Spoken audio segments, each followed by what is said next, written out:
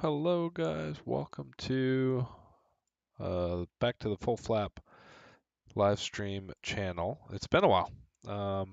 Had a lot going on, done a lot of work flying, had some family stuff and family in town doing that kind of stuff. So yeah, haven't had time to do much flying.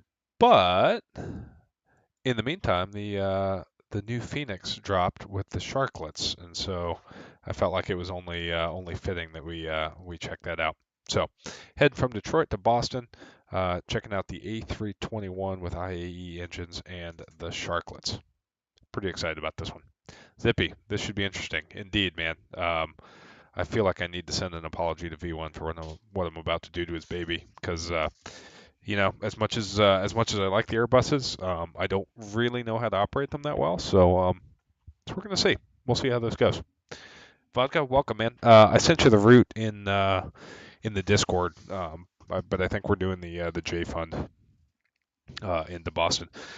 Water, how much time do I have in the 320? Dude, I have the same amount of time in the 320 as a 330 driver does, so hopefully it goes better than that. Banana Bus, Diabetic Lad, welcome, dude. Gus, how's it going, man? You following along in the PMDG? Mickey, welcome, dude. Hopefully you can join us as well. No drinks on this flight, man. I feel like I'm going to have my hands full just trying to figure out the Airbus. Gus, don't worry, they were made for 250-hour pilots. Kyle Ferris, Toga takeoff. I don't know, man. We'll see what the performance data gives us. I kind of like the look of a fully loaded airliner just kind of limping off the end of the runway, you know. Max flap setting, barely getting off the ground. So we might do max flex flap 3, but we'll see. We'll see what the performance data gives us. Anyway, into the airplane. We're in a freeware Detroit today, so it's got the actual Spirit logos on the gates there, and then we are on Iveo Premium. Although it doesn't look like there's a lot going on. Got the United gates here, and then Delta down the other terminal. So, all right, we'll jump in the cockpit. All great. Yeah, if we're going to Haiti, call shotgun. Dude, that was nuts. That was insane. I was actually flying, and I saw pictures. I think a bullet came in and hit the captain's chair, and then another one came in and like missed the first officer and hit the flight management computer or something. Dude, crazy. And then also they saw they had a bunch of other airliners too, like I guess JetBlue and American checked their airplanes afterwards, and they had bullet holes in theirs too. So yeah, bid avoid Haiti. Not going there for a while. Okay. Batteries come on. We'll check those. Get the external power going, and let the airplane start booting up. Wait for the screens. Oh, don't have any sim sounds. Let me take care of that for us. There we go. All right, sim sounds are good. Hopefully my mic should be going as well, so if the levels need tweaking, just let me know in the chat. But, right. Cus, unless you're on a very short runway, config 3 is awful for flex. Config 2 max flex is usually the extra limp climb. Okay, sweet. Yeah, so we'll do we'll probably do config 2 max flex. It's kind of funny. you know, when you're holding short at the end of the runway, you typically, in a 7.3, you typically see the heavy 737-900s are really limping off the end of the runway, but the Airbuses kind of seem like they do pretty good all the time. So, all right, we'll get the ADIRS going. Make sure the on-bat light goes out. Ground control push button comes on. Cruise supply comes off. We'll leave the fuel pumps off for now. External lights can go logo and nav. We'll get the seatbelt signs and the emergency exit lights on. We'll do a quick lights test. Kyle Ferris, yeah, we're going to be going off 2-1 right. That is correct. So we'll see what the performance data gives us. Is 2-1 right short? I haven't flown out of Detroit much. Matter of fact, I was there on my last trip, but I wouldn't say I'm super familiar with it. Okay, we got the flight control computers are all in, and we don't. I noticed V1 never tests the cargo smoke panel over here, so I guess we don't test that. All the manual engine start stuff is guarded. So we'll just jump over here, and we'll get the flight loaded up. All right, we'll go ground services, mass and balance, and we'll load. We'll do a fast load, because that'll probably take about the same amount of time as me getting the box loaded here. Config 1 will be effectively flaps 5 in the 739. Yeah, we want more than that. We want at least config 2. 3 looks. I think config 3 with these double slotted flaps will look pretty good. We'll see what it gives us today though. But yeah, it's not short, but it's not super long. Okay, cool. Yeah, we'll just see what the performance data kicks out and go from there. So we'll say that we're pilot flying. The captain's outside in the rain doing the walk around. As a good captain should there. We got the oxygen master checked, and we can dive into the box here and start getting this all loaded. Check these textures out, guys. This, I hate to say it, but this is just, it's not even the same league as PMDG or iFly or anything. Fenix just nailed the look of a worn cockpit. Like, you see the wear around the buttons, and you've got kind of, it looks worn without being abused. I don't know. Pretty big fan of Fenix's work. Now I'm just hoping that they do a 737. Okay, so we'll come into 8 cars and we'll initialize this. 8,500 feet long. Perfect. Although we're pretty heavy. We got 220 people on board. Yeah, you're right. It's not short, but it's also not incredibly long. Okay, so we got the 8 cars going. Get the FMS. I'll start on the data page. Everything there looks fine. And NITREF will request the initialization. Zippy, your favorite flight deck, dude. I get it, man. Like I mean, you know, Boeing has a place in my heart just because of I like manually flying airplanes. So like the Airbuses I've flown, you know, they just didn't have soul. And I'll stick to that story. I don't think that the 220 family has soul necessarily, but I get it. I mean, you get the tray table, you've got the comfy chair. It's a bigger. I mean, it's a bigger airplane overall, right? It's wider, taller. You got more room to stand up. Got 2 jump seats. I get it. I get why people love the Airbus. All right, so Detroit down to Boston. We're going out as Spirit Wings, NKS 1422. See what our cost index is on SimBrief. Let's see. So I think it's under pilot brief, yeah. So we go pilot brief. There it is. Let's see. Plan summary. Plan fuel. Cost index is 18. We might bump that up. We'll see. Cost index is 18. And then we're going up to flight level 350 for our flight today. Alright, there's 350 is set. And then go flight plan. It's already loaded in. Taking out at a Detroit. Runway 21 right. Let's check the ATIS real quick and just make sure that because we are flying online today. So we'll pop the ADIS in, and that is going to be.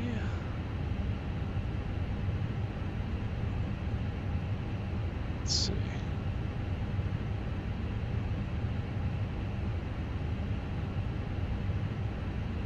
Okay, and then we also have to do auto ATC, but yeah, we'll take off 21 right, and we've got us taking off on the HAL 4 to Lincoln. So there's HAL 4, Lincoln. Insert that, and then in Boston, we're landing on, I believe it was 4 right,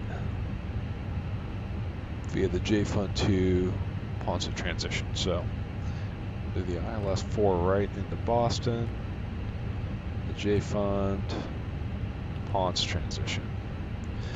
And we'll take a look at the approach vias. Is Goshi what we want?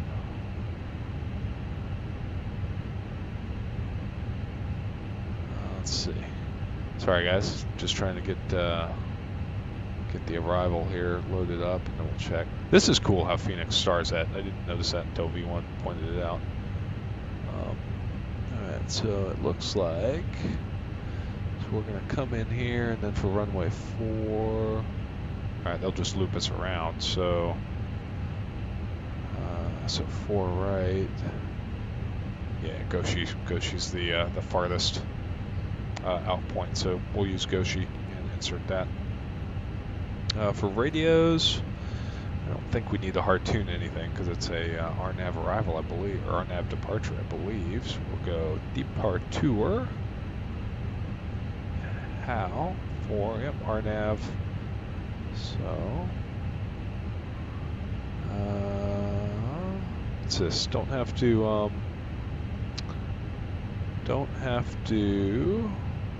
hard tune anything, but we do have a speed restriction here. Turbojet departures at or above 10,000 feet maintain 280 until advised by ATC. Okay, so we'll get to that in a second. So back here, can't do this yet, and performance we can't do yet. So if we go performance climb page, how do we do that? How do you put a 280 knot transition in to the climb page, chat? I might need some help there. We'll catch up on the chat here while we're sitting. Let's see. Kyle Ferris agreed. Zippy's Apple Phoenix is just a notch above PMDG. I agree, man. It's in a way, the PMDG and Phoenix sort of mirror their products in that, PMDG modeled the 737, which at one point was the king of the narrow body world, just like PMDG was the king of airline simulators. And then they sort of just rested on their laurels and didn't really improve in the same way that Boeing didn't really improve the 737, or create a new design. And then Phoenix swooped in with an A320 and kind of upset the game. So I do think that's kind of funny that Phoenix and PMDG's relationship sort of mirrors the products that they're simulating. But Gus 172.5, not that heavy. That seems heavy to me, but that's because I'm a 7.3 guy. So, yeah, the 7.4 classic flight deck, best flight deck. Dude, that's true. I can't wait for the 7.4 from PMDG, but I kind of like the old flight decks too, like an old school, true 707, or even the 7.2 when FSS really gets that thing dialed in. Yeah, it's pretty good. Mickey G, man, you do anything to fly an Airbus. Man, take it back. You're my only Boeing ally here, man. I can't have you join a Team Airbus. Yeah, you prefer to fly the PMDG to the iFly Zippy. I agree with you. Although I'm holding out that the changelog for iFly was pretty in depth, so they might be catching up. We'll see. Yeah, I agree. iFly just needs more time in the oven. It was a quick release to get it out before 24, I think, but we'll see. People who prefer the chair bus are probably people who exclusively go to the drive-thru. Nice. AJ, meeting time. Awesome. Thanks, dude. Please drop a like, and when you're out of your meeting, come back and join us. Gus, on your left, you show here on the gray square livery. Okay, yeah, we're definitely in the banana bus here. But is that you down there, all the way at the end? definitely in the banana bus, but I do love me a good gray square livery. Okay, Gus, how's your init AB? Put the flight directors on as well. Yep, I got that part. I'm trying to put in a 280 knot speed restriction. So maybe if it says managed, maybe I do this. Maybe I go 280 and 10. That's not it? No? Maybe I just put 280. Because if I put pre-selected here, it'll go right to it. Maybe it's smart enough to just do 250 below 10 and then do 280. We'll see. Where's V1 when you need him? Standard captain move. Okay. So climbs, we did that D, I, F, S. We're not going to worry about secondary flight plan. Right out and wait back on our load fuel. So we'll take a look and see how that's going. Okay, so we're almost boarded. Then we'll just verify the overhead here. So we got ADIRs going. Flight controls are set. It just strikes me how little there is to do in this airplane for a pre-flight compared to the 7.3. Ground controls on. Got the fire test. I guess we can do the fire test. We haven't done that yet. So test engine 1.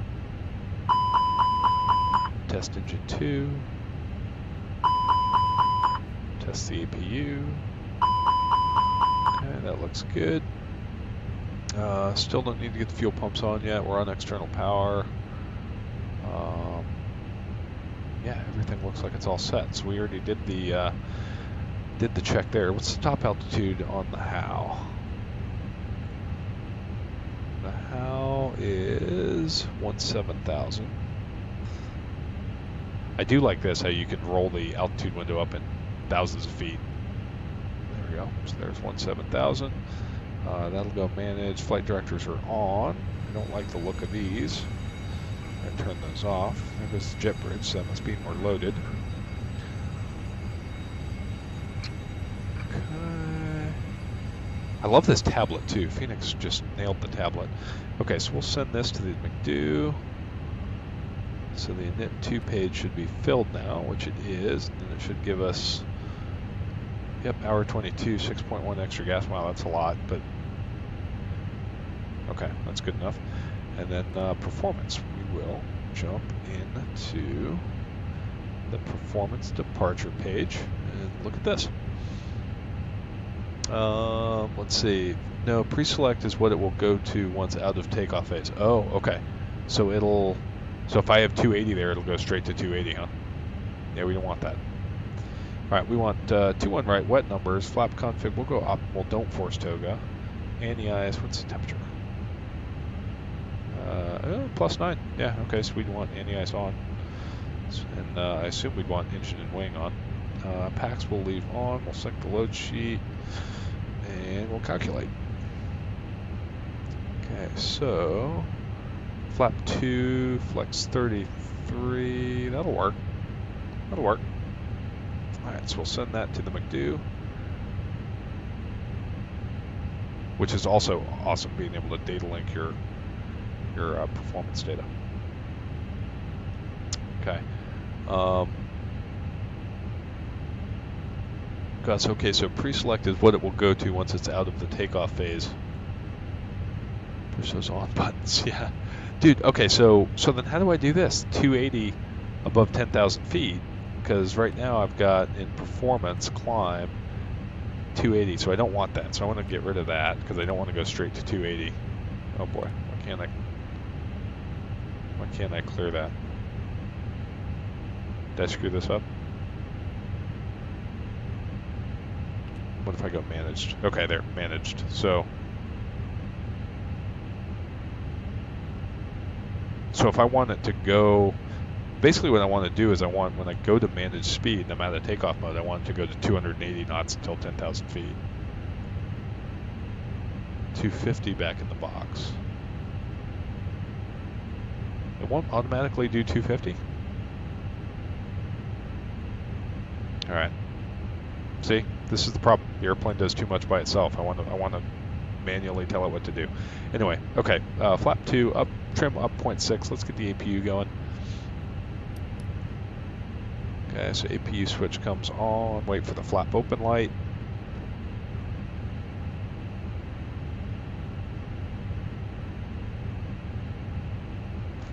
Right, zippy. So it does 250 below 10, but what I want it to do is I want it to accelerate to 280 above 10. Right, so I want it to, let's listen to the APU sounds outside real quick.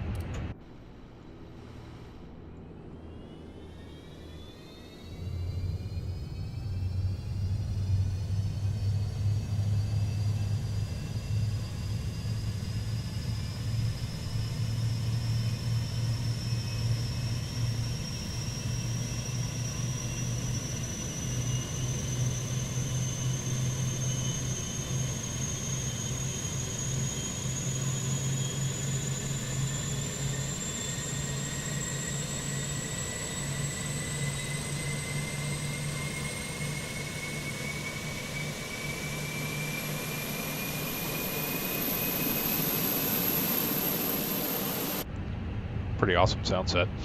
Okay, APU is available. We'll start the clock for the burn off. Zippy, yeah, 280 is part of the SID. So if you look over here and you go Navigraph, right there on the HAL 4, it says speed restriction, turbojet departures at or above 10,000, maintain 280 knots until advised by ATC. So the 230 is in here, but I suspect it's going to accelerate to something above 280 at 10, but we'll see. We'll take a look. If we get violated, we'll blame B1. He's the pilot in command anyway. I'm just CFO. So we've got that all set. APU is good, so we should be able to run a quick pre-flight checklist. So the interior and exterior inspections, we completed those. Circuit breakers are checked. The recorder, that's the ground control push button, right? Recorder's on. Passenger signs are on and auto. The emergency lights are armed. Altimeters, got magic bear ref key. 2981, yeah, 2981, 2980. Flight nav instruments, those are checked. We'll put constraints on so that we can see that it's going to hit the constraints. Check the ECAM status. So we'll come down here, clear all that. Status. Okay, Cat 2 and up. ECAM status looks good. Radar is, where's radar? Right here. That's off. Okay. Park and brake is set. Radios, we'll worry about that in a second. Windows are closed and locked. Oxygen mask is checked. Flight attendant brief, departure brief are complete. And fuel, we have, what do we have? Where's the fuel? We got 17.0 on board, and we need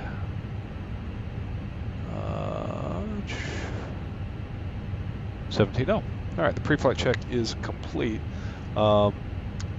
Zippy, flight plan and check what it's got. Okay, so if I go flight plan,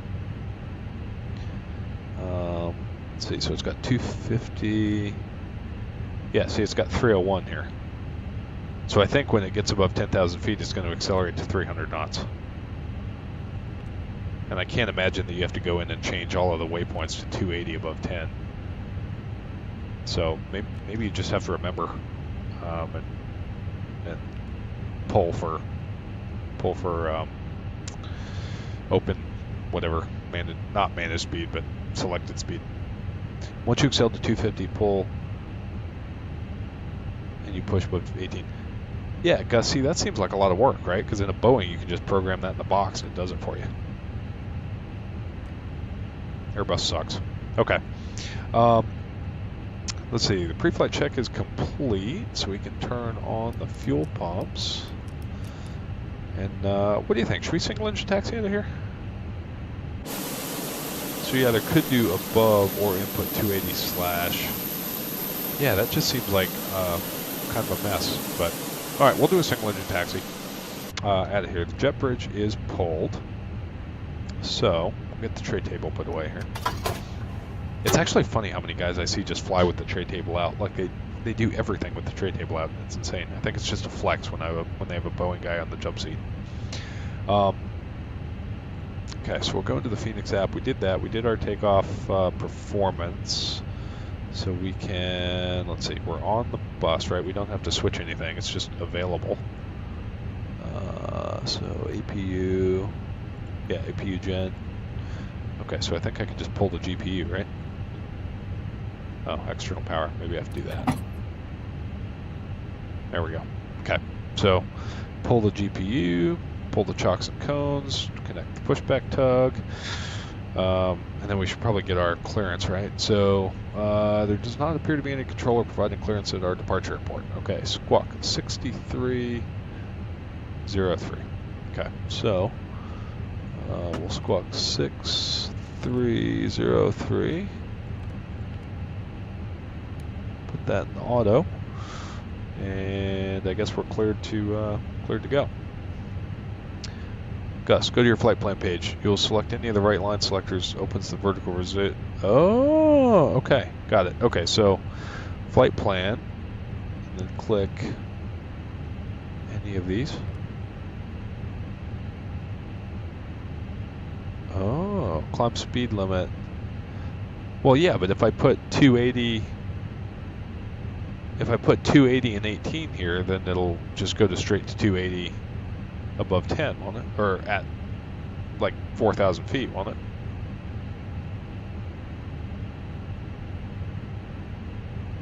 Okay, we're just gonna do it the manual way, and then I'm sure I'll get a bunch of flack from V1 when I call this airplane crappy. Okay. Finally, then you put 230 as a pre-select to comply with winners. Well, 230 should be in there, right? Yeah, Gus, but if I put 280 above 280 and 180, then it won't do 250 below 10. Whatever. We'll do it manually. It'll be fine. Okay, we got 5 minutes on the APU. So we'll go APU bleed on and run a pushback check. Doors are closed. The flight deck door is closed. Transponder is automatic. Pushback check is complete. So we'll go beacon on. Brakes released. And we'll push. Get out of here. Here we go.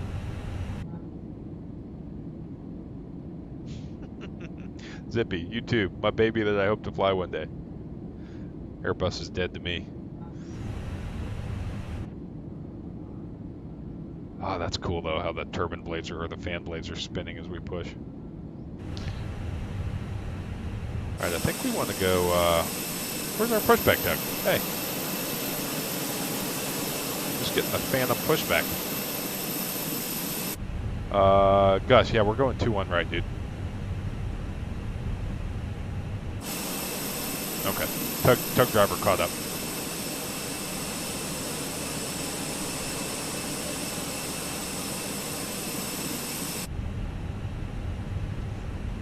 Okay.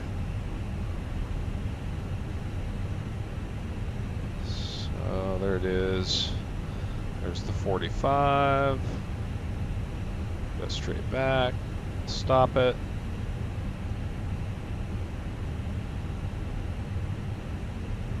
Said stop. Stop. There we go. Disconnect. Okay. Park and brake is set, and we'll go ahead and start the engines. We'll start the first one from the cabin.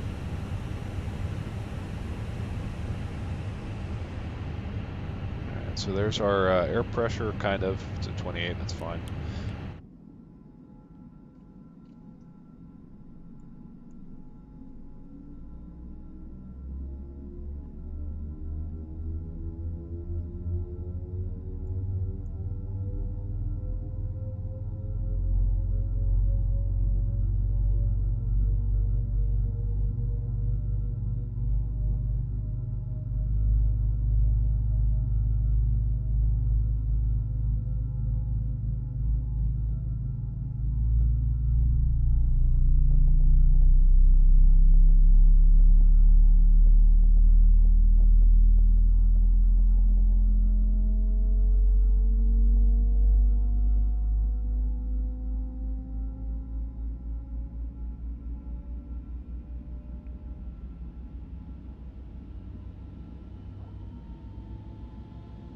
Marco Garotti, hey man. That was a good engine start. Dude, the Fenix just has this bass rumble in the engine start sounds that the PMDG doesn't avail. So that sounds that's good. All right, well, what are we doing? We're single engine taxiing, so we'll leave the APU on. We'll go back to normal, whatever. We'll turn on the electric pump, and then I think that's it. Yeah, then we'll put the flaps down. So we're doing flaps 2.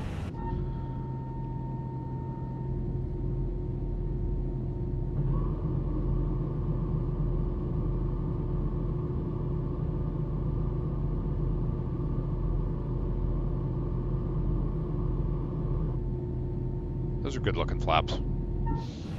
All right, let's see. But you'll manual speed until 10, no problem. Which is one or another. Yeah, this is a stupid way to mech an airplane. Okay, Zippy. Yeah, you'd love to get in the 7.3 seat. Dude, either one of them would be great. Although the 320 is probably the way of the future. John Seifert, hello all. This is very much resembling a V1 stream in way too many ways. Yeah, except V1 knows what he's doing with an Airbus. I appreciate it, man. Thanks for dropping by. Marco, the A320 is way better. I agree. I agree 100%. The 220 is way better than this. This is old tech. Team Vodka, you're waving. Where are you at? I don't see a 7.2 on here. And actually, I haven't heard any radio calls either. So is B-Pilot working? Oh yeah, but I need to be, I'm not on CTAF Freak, am I? How do I find out the CTAF frequency? Is it .CTAF? CTAF dot?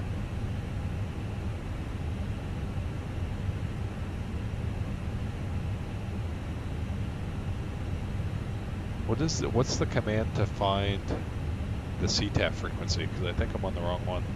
No, 135, that's the freak? No, I'm not. Oh gosh. Okay, so now I have to put VHF 1, 135, nothing. Is that the CTAF freak? Vodka? 135.0? There we go. Try that. .CTAF and V-Pilot. I tried that. It says not enough parameters. Oh, maybe I have to go .CTAF KDTW. Hey, 135.0. Cool. Okay. I should be up now. Yeah. Detroit traffic. Spirit 1422 pushing off a gate. 15 taxiing to 21 right.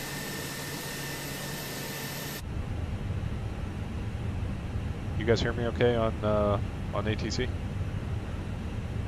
Detroit CTAF, Spirit 1422, radio check. 5x5. Thanks. All right. Sync. Okay, after start check, yellow electric pump is on, engine anti-ice. Oh, we do need to run that. Wing, engine. Okay, engine anti-ice is going. And the ECAM status is checked. I'm assuming we should have all that stuff.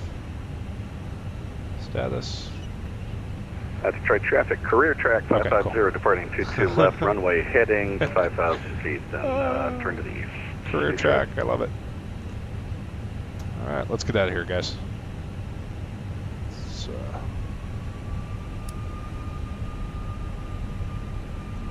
Max Racing 177, quick question about your Navy career. Did you choose OCS or ROTC? I actually went to the Naval Academy, so I didn't do either. Kyle first, wing doesn't come on until the slats are pulled in. Really? So even like on the ground in icing conditions, you don't run the wing anti-ice? Okay. There we go. That's interesting. There's another difference. All right, somebody's taking off. Oh, Vodka, that you're not showing up as a 727, showing up as an Airbus. All right, here we go. Controls, forward, aft, left, right. Controls check, good. And we need to set our trim too. So our trim is up 0.6. We'll go up 0.6. Wasn't there something where you're not supposed to set it on the flight control page? You guys were saying. Where are we going here? Let's go. I don't want to cut across the ramp, so we'll go straight and then cut across. Wing doesn't come. Okay, so we'll leave the wing anti-ice on. So in the 7.3 you run it on the ground in icing conditions, and then it automatically turns off on takeoff, and then you only turn it on airborne if you see visual indications of ice. But we'll fly this like it's supposed to be flown. Max Racing. Oh, cool. Was it hard to get in? Yeah, it was competitive, but you know, it's not beyond the reach of anybody who's interested in doing it. You know, the earlier you have an idea of what you want to do, the better, because then you can kind of tailor what you do in flight in high school to basically getting there. You know, as far as your extracurriculars and stuff like that. But yeah, you know, and I was very fortunate. I had good teachers and mentors and stuff that kind of helped me along the way. So yeah, I was very fortunate. Okay, let's see. We're going here, so we want to go 2 on right. So let's go up Victor. All right, so we'll keep going on Kilo, and then we'll turn left on Victor.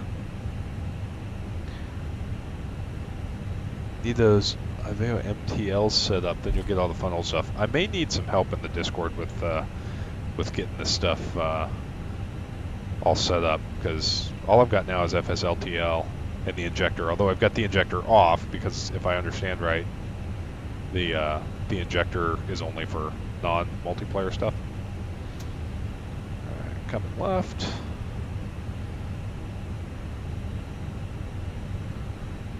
This thing taxis pretty well after the update, actually. It feels a lot better to taxi, almost like there's a little inertia behind it.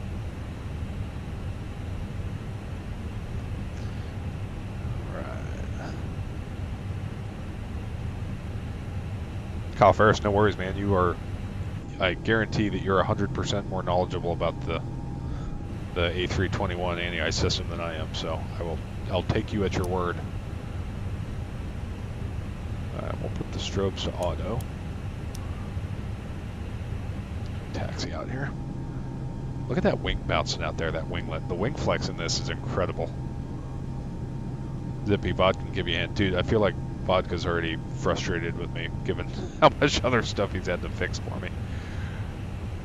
Okay, let's get engine number 2 going. So we turn off the electric pump, engine switch to start, and fire that one up.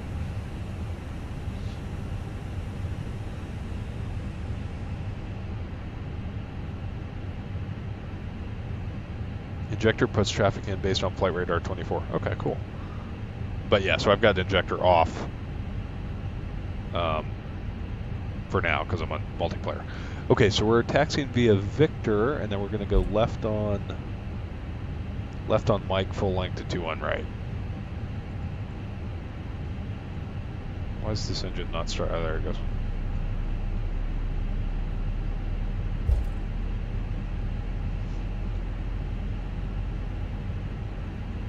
Okay, Gus, so turn it on if you have concerns of wing icing, which I probably will, given going through the clouds. Maybe not, I don't know. At least you're allowing him to fix it on like a certain 250-hour captain. Don't extend flaps and taxi flaps up till the last minute. Dude, we can't taxi flaps up, man. We'll pop up FOQA. I don't want to end up talking to the chief pilot. Get a tofu. Okay, wait a minute. Am I going? I'm not going. No, I'm not turning here. I'm turning to the next one, right? Yeah, turn to the next one. Okay, engine number 2 looks like it's on. Ew, which I actually had the engine anti-ice on 2 going. That was not right, but okay. APU blades off. APU can come off. This can go to normal. I think we're good now. Okay, turn in left here. Cabin's ready. The ignition's running because the anti-ice is on. Predictive wind shear, we'll get that in a second. Company message, yeah, we'll get to them in a second. Okay. All right, let's see. Taxi checklist. Flaps are 2 and 2. Takeoff speeds, we got 26, 43, 44 is set. Thrust, we're using flex. That should show us somewhere, right? Yeah, flex 33. Trim is 0.6 up. And flight controls are deferred until we start the other engine. Delayed F start check, engine anti-ice is on, the ECAM status is checked, and now we can do the flight controls. Alright, so here we go. There we go, let's get flight control check, and flight controls are checked. Delayed F start check is complete. And now we're good to go. Okay, so, have the captain over here digging into the received messages. So we'll go receive messages. Oh, it's just a load sheet, except that. Okay. Have him on the direct to page. Let's see, so we want to go, we arm the speed brakes. PWS comes on, right? Predictive wind shear, especially on a day like today.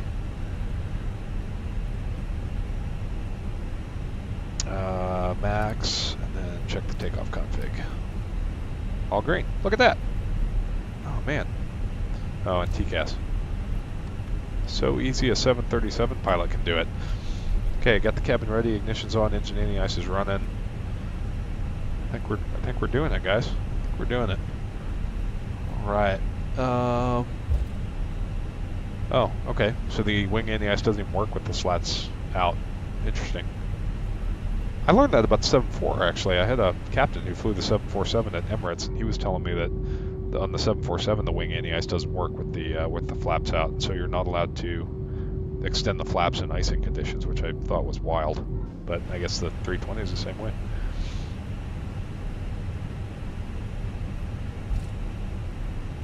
Jameson R, pretty cool to see the aircraft operated on the FO side for a change. Yeah, dude. I like flying from the right seat in real life too, because it puts the stick in your, or yoke in your right hand, the throttle's in your left, as God intended. Okay, here we go. We got 2-1 right full length. So we'll knock out a quick before takeoff checklist here as we line up. So runway position, we got 2-1 right full length inside and outside. The flaps are 2 and 2. The takeoff memo is all green. The brake temps, how do I check those? How do I check brake temps? Is that down here? Wheel. Okay, brake temps are good. Nav briefing is complete. TCAS is on. Flight attendants are all set. The before takeoff check is complete. And we'll try and do a lineup here. So I know that on the 737-900, guys use 3 runway stripes, so, and then go hard over on the nose wheel. So we'll go 1, 2, there's 3, and go hard over on the nose wheel. Hey, look at that. That's a good gouge. Yeah, that's pretty good. For an FO? Yeah. Alright, so we'll line up and wait. We'll get all of our lights on. So we get the strobes on. Beacon, wing. Light all this up. Lights are on. Engine heats are on. Alright, we're all good. Alright guys, here we go. Runway 21 right. Blasting off.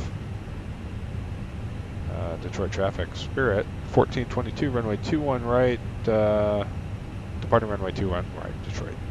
Alright, stick is going forward. Detroit traffic, after the takeoff of the EPers. Spirit, who's one? We'll have a tiller on the FO side. No, we don't. On the Airbus, I think they might, but on the 7-3 they don't. Alright, and up. Alright. Manflex, SRS. Nav, not sure why it says nav instead of runway, but that's alright. Auto throttle is blue. 80 knots. Man, this doesn't seem like a flex. We're booking it out of here. Okay. 100 knots, neutral on the stick. V1. Rotate. Faster rotation on the 7-3 for sure. Alright, there's positive rate. Here comes the gear. Up on Watch yours fly with. That's cool. Oh, it's a little baby 7.5. Okay. Coming left. Alright, autopilot's coming on so we can look out the window. Lever to climb.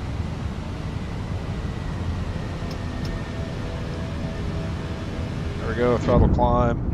Detroit traffic, push 52, starting rolling takeoff on runway 21, right. There we go, Gus is taking off. Dude, that looks real. Okay, we're above F speed, so we can bring flaps up to 1. Do it from back here. Dude, so I remember when I was taking off, the first time I flew on an A321, the thing that struck me was that I could see the flap push rod on this canoe, and up until this update, you couldn't see that on the Fenix. But now they updated it, and it looks real. It's incredible. Okay, so I still don't want the wing anti-ice on, although the temperature's coming up, so we're actually good. Okay, so 230 knots above 2,500 feet. We got the 2,500 feet made.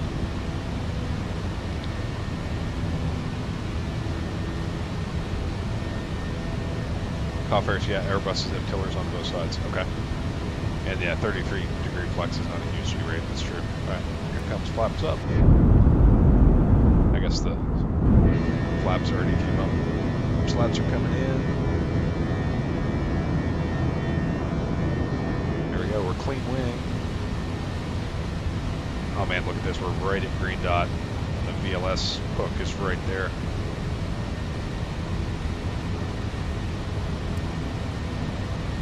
Okay. Probably should have taken off with the sit up. That's fine. Okay.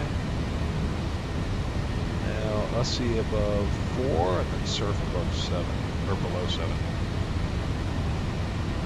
Speed's coming up to 250. So that's what I would expect. So we're good now.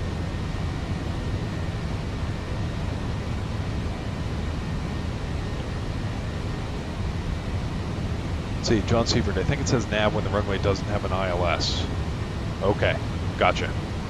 Okay, cool. So since 21 right doesn't have an ILS, it said nav instead of runway. Okay. Good, I'm riding on your wake turbulence here. That's cool. All right, alt star for the 7,000 at surf. We're managed speed. Man, Airbus guys have it easy. Jet's doing all of it. This is great. Okay, yeah, Mickey G, sorry I couldn't specify the on the 7.3. Yeah, no tiller on the 7.3 for us. Although there is there's a hole in the trim where the tiller would go, so it's definitely an option, just like anything else in the airlines, right? Give Boeing enough money and they'll build the airplane how you want it. All right, jumping outside. This is so juicy. Look at this, right in the cloud tops. This is cool.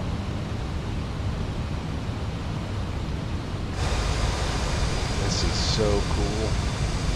The Spirit livery looks awesome too.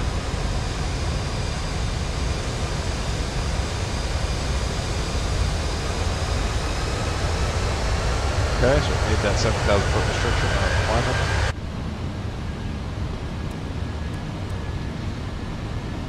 Okay, so now the next one is, let's see, Malt B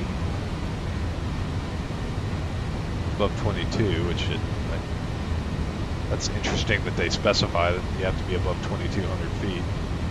Oh, probably if you're taking off this way, that's why it's there. All right, then to Lincoln. Okay, so the next thing we have to see is what it does above 10. So if I put, I can't pre-select 280 in here. So I guess let's see what it does. If you if you give them enough money, will they build a max with tight torque plugs? Touche. Touche. Good to see you, AJ. Yeah, your meeting? Or am I just in the background? Okay, so here comes 10,000 feet. Let's see what the speed does, because I may have to... Okay, so it snapped up. Oh no, it didn't snap up. Oh, there it goes. Yeah, see, it snapped up to 301, so I want to know how I pre-select that to snap up to 280. So I guess I'll pull and just go 280. Okay. There we go. So accelerate to 280 knots. We'll track the landing lights. Wing lights stay on. We're out of visible moisture, so we'll turn those off. And we'll ding the flight attendants. Okay. I guess there's no pressurization panel, or it's probably down here, right? Yeah, pressurization. Check that. Cabin's pressurizing. Looks good.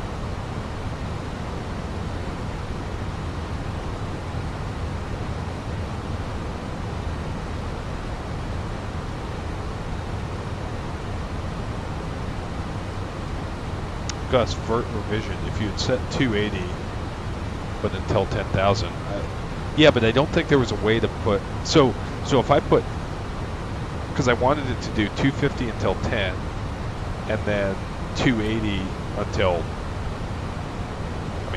until I said otherwise.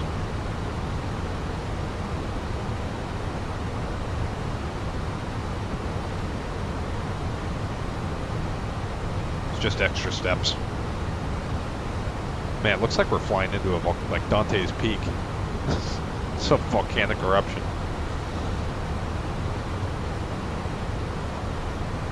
Although the sim is running really smooth.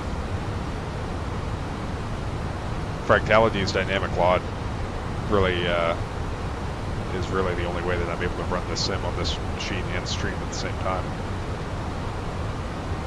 No, you need to select the top altitude. Oh, right, yeah, so I guess 280 until 17,000. Okay, so we'll say that they cleared us up to final, which is, what's final? Let's see, final is, it'll be on the init page, 3.5, so we'll put 3.5 in here since there's no ATC controlling us. We'll say they gave us normal speed, so we'll go back to managed, and then it'll accelerate up to 300.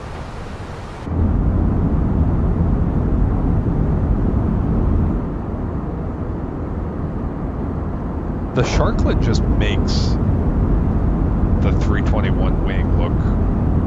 The 321 is one of the few airplanes I think needs a winglet to look good, because that's a good looking wing.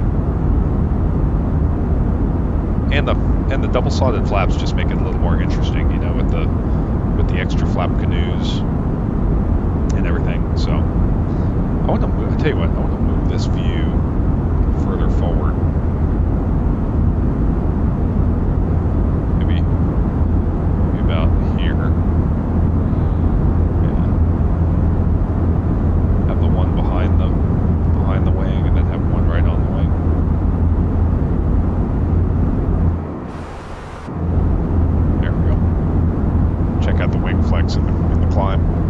Dieback lad, don't forget to go back to Unicom. I'm on Unicom, right? No, I'm on CTAF. Oh, okay. So what do I need to be at? 122.8? There we go. 22.8. Thanks, dude. That's a good FO right there. Or a good captain, really, since I'm in the right seat. Alright, we're climbing through 18, so we can pull for standard. Climb check, altimeter, standard cross-checked.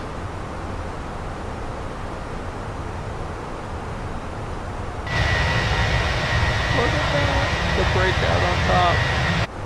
Oh, turn the wing lights off too. This livery is fantastic. I don't know who made it. I think it was J Aviation.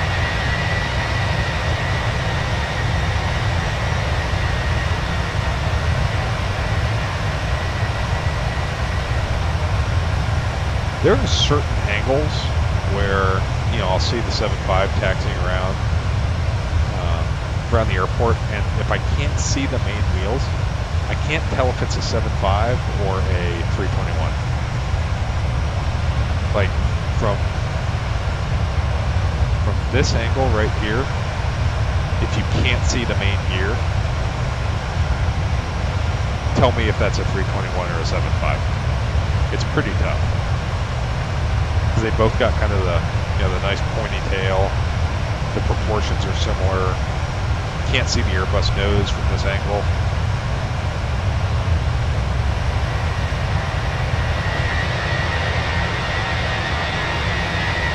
That's a cool shot.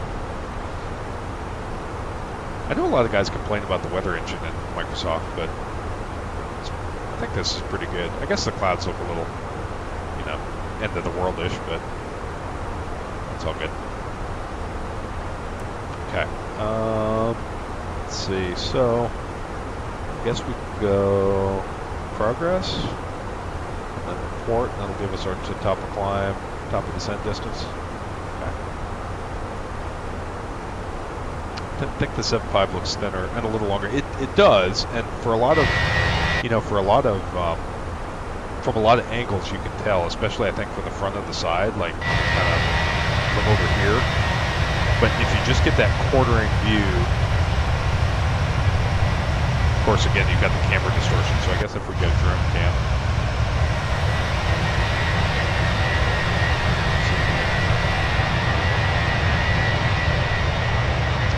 The 7.5, yeah, so for sure, the nose for me is kind of the key differentiator, right?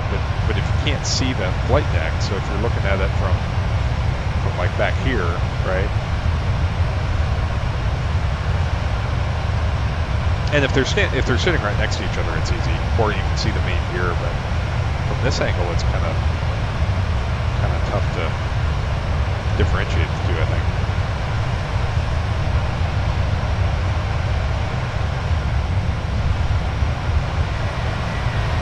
Yeah, I gotta say, the Spirit livery is kind of growing on me too.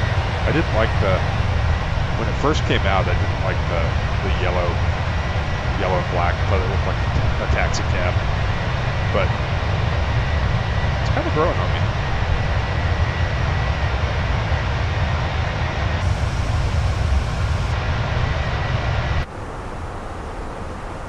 Mach 0.84, dude. That's awesome. What's VMO in the 7.2? It's pretty fast, isn't it? I used to hear stories from all the old guys where they'd pull the slat. What would they do? They'd pull the slat circuit breaker and put out flaps 2, and they could get a little bit more speed out of the airplane or something like that. Something like that. And I think they actually had a crash where like the flight engineer went to the restroom or something, and somebody saw the circuit breaker was pulled, so they pushed it in, and the airplane went out of control and the slats came out or something like that.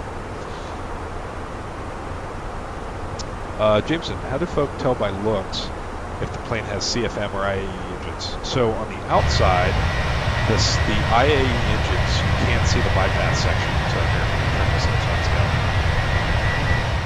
There we go. Turn the SimSense down a little bit. So the IAEs, you have the engine nacelle, and there's no bypass outlet. So the bypass air comes out here, and then the core air comes out here, but it's all out through one exhaust at the back of the engine. The CFM, the bypass section ends up here. So you've got a big bypass section and then a narrower core of the engine that extends further out. And that's how you can kind of visually distinguish the IAEs from the CFMs. Also, the IAEs kind of have a little bit of a flat bottom to them, whereas the CFMs on the Airbus are completely round.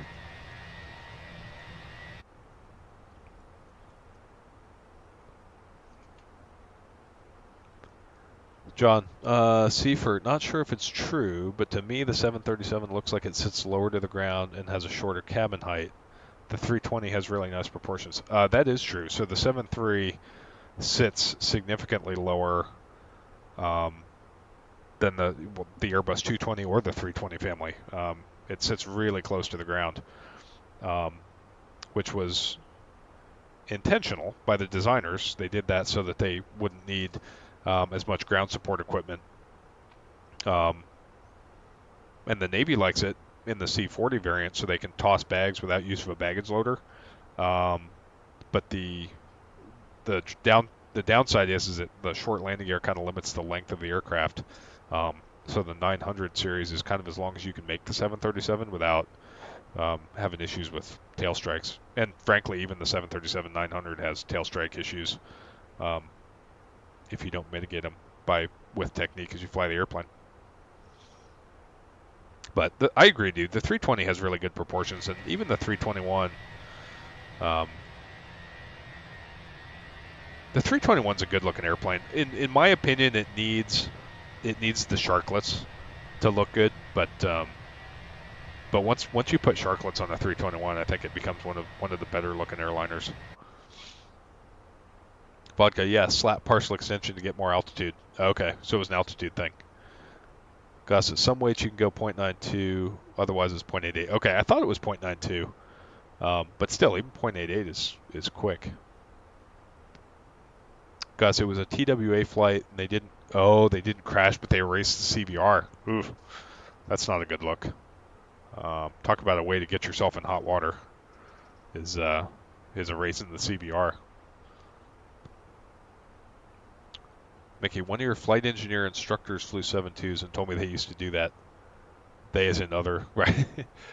Wait, do you guys have engineers on the E6? We've talked about this a bunch of times because I know the KC.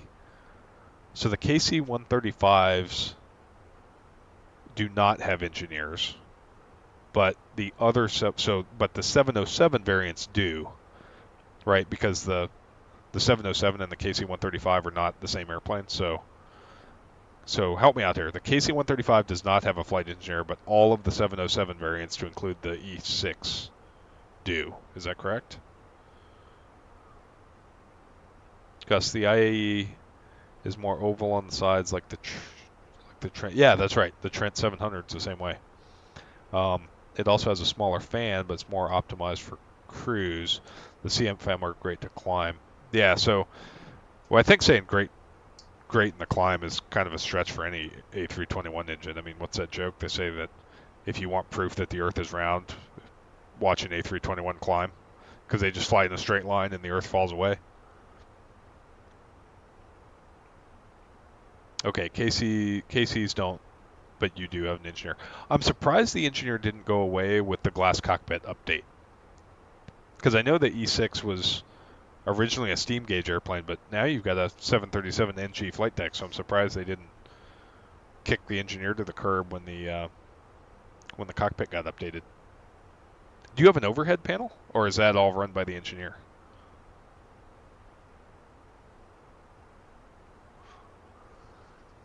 Okay, so let's see how we're doing here. We got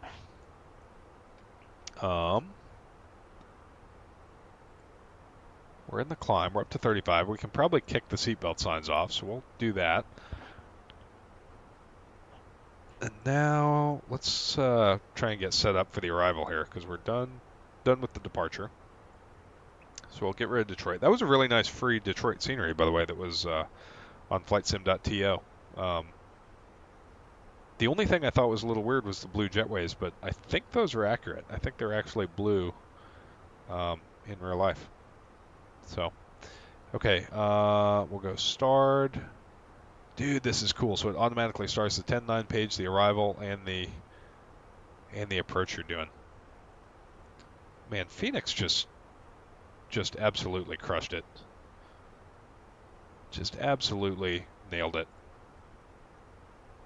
What gate are we going to, by the way? Does anyone know what the Spirit gates are in Boston?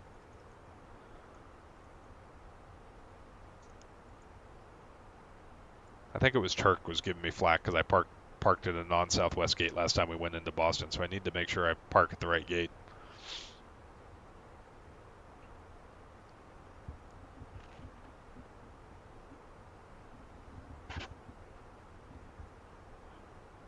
Mickey, you do have an overhead. I would say it's evenly split between the pilots and the FO on who operates it. Okay, so does the FE have his own dedicated panel, or is it like a P3 and a C-130 where the FE just works the overhead?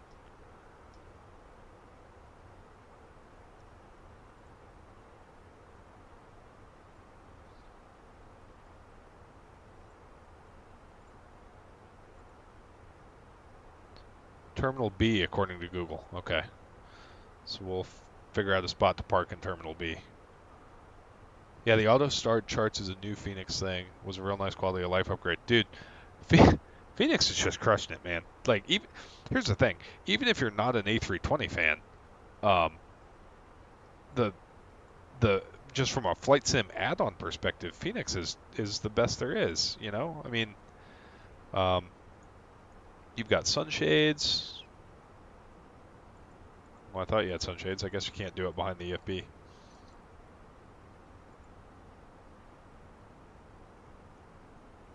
You can plug in your tablet. Yeah, I guess you can't. In real life, you just pull this up, pull your iPad down, pull the sunshade up, and then put the tablet back. And I think these sunshades work too, right? Yeah.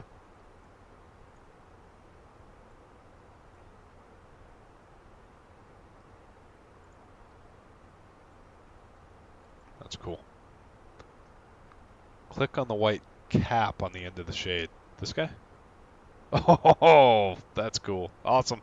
Thank you. Perfect. Okay. That's what a flight deck looks like. Plus, like an IFR en route chart or a car sunshade up in the main window. Mickey G, no, they have their own panel, just like the 727. Okay. God, that's cool. Something about the 707 just has soul. It's pretty cool that they're the Navy's still flying them. Okay, so Terminal B, we got to figure out where that is. Gus, NKS goes B39. Okay, well, let me cheat and look at my jet plates and see if I can find Boston Spirit gates.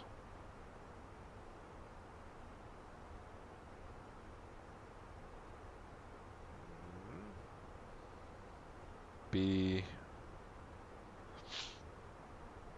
I mean, the B concourse is like the whole airport. B39? Okay, so it's right by the control tower?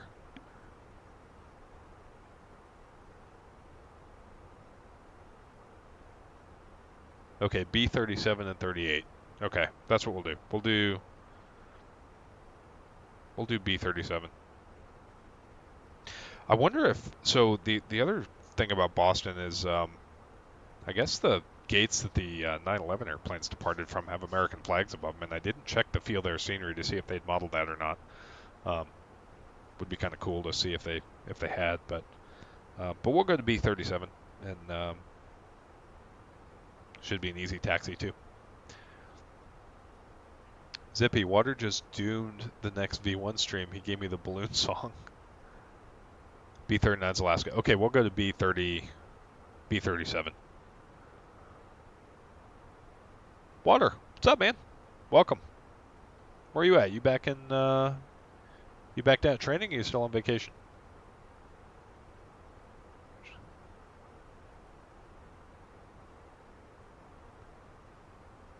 Lauren, thanks for that. I appreciate that. Water can now sail the 7 seas. Yeah, he's going to. For how long's your contract? Do you have a 4-year contract, 5-year contract?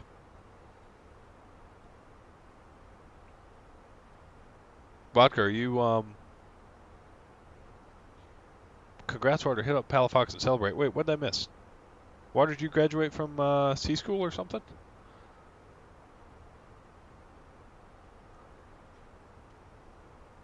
Palafox Street, man, that brings back memories. What was that? Was it Fish House that was at the end of Palafox? Yeah, I think it was. And then there was a tap house on the corner that had decent pizza too. Yeah, Vodka's in the 7-2 doing INS only ops, so he should be out in front. Let me pull up. What do we call that? Flight Radar 24, and we'll see where Vodka's at.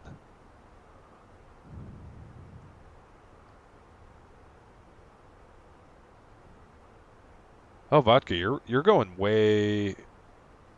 south. Oh, that's why you had to leave early, because you probably have to go down south and then come back up north, right? I love how many A380s are just flying around the country. All right, then we got Gus in tow. Then old Spirit 1422. Cool. Hey, it looks like Boston's up. All right, so what frequency is that guy going to be on?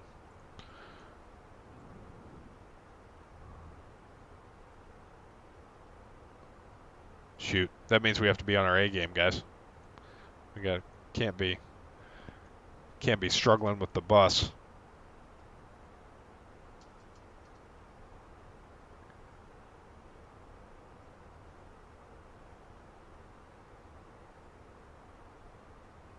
Six-year contract, but I've taken a year off from training. Okay. Nice. That's the plan. Hitting up McGuire's with the class. Dude, 34.7.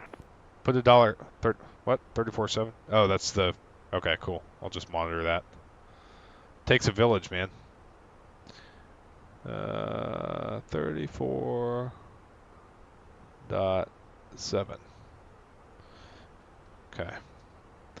So we'll monitor that. Boston, United 1412. United 1412, turn right, direct Cool. attack. I think we've still got a little ways before we're Right to direct in attack, there. United 1412. My apologies, I stepped on you there. Yeah, we still got some time. Canadian Express 339, descend via the JFON to arrival, runway 4 right, altimeter. I'm going to turn the volume down a little bit until we get.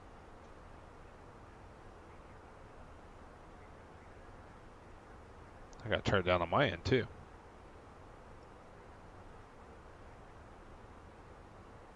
There we go.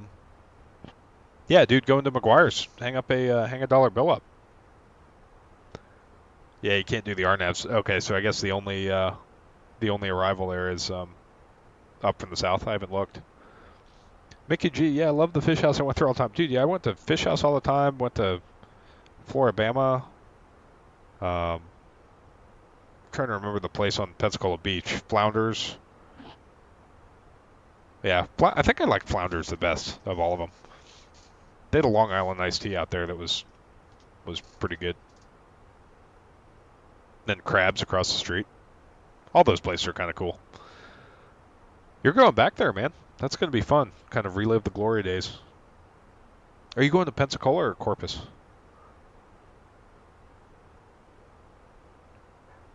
Would have given Metro 4 Mars, JHW.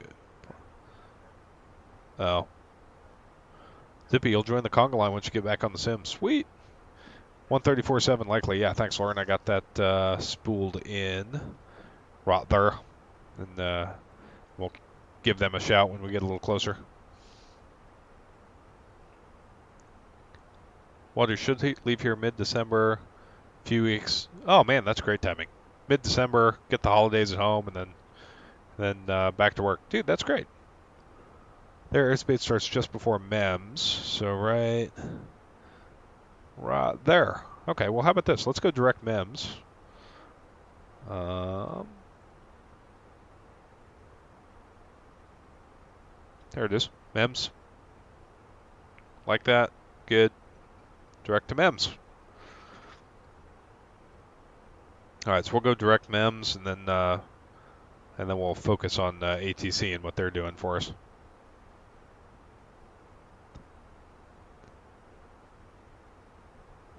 Gus, you filed for 3.5 as well, but you're too heavy. Are you in a? What are you flying? Are you flying the A320? Water sounds like you had some officer pay to run through. Not me though. Yeah. No, dude, I was just really bored because flight school was a lot less challenging than what you're doing. There's a lot of downtime. AJ, we need to get water in the sack. Ooh, Family Channel, man. But what you guys do between two consenting adults is your business. Wasn't on the beach, but did you ever go to Lambert's? Where was Lambert's? I don't remember. The name sounds familiar, but I can't place it. Going to Milton. Okay, awesome. Sweet, dude.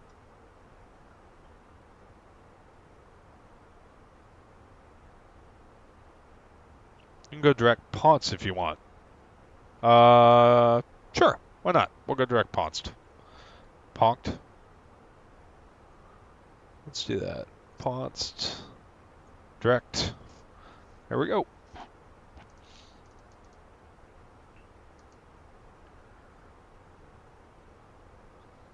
Yeah, Milton is a cool area. I mean, I've got really good memories of flying T6s down there. That was fun.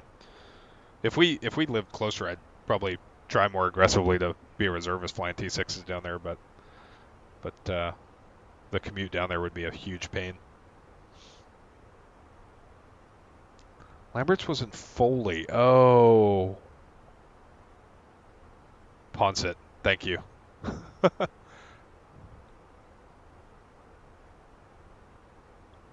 I don't think I ever made it out to Foley.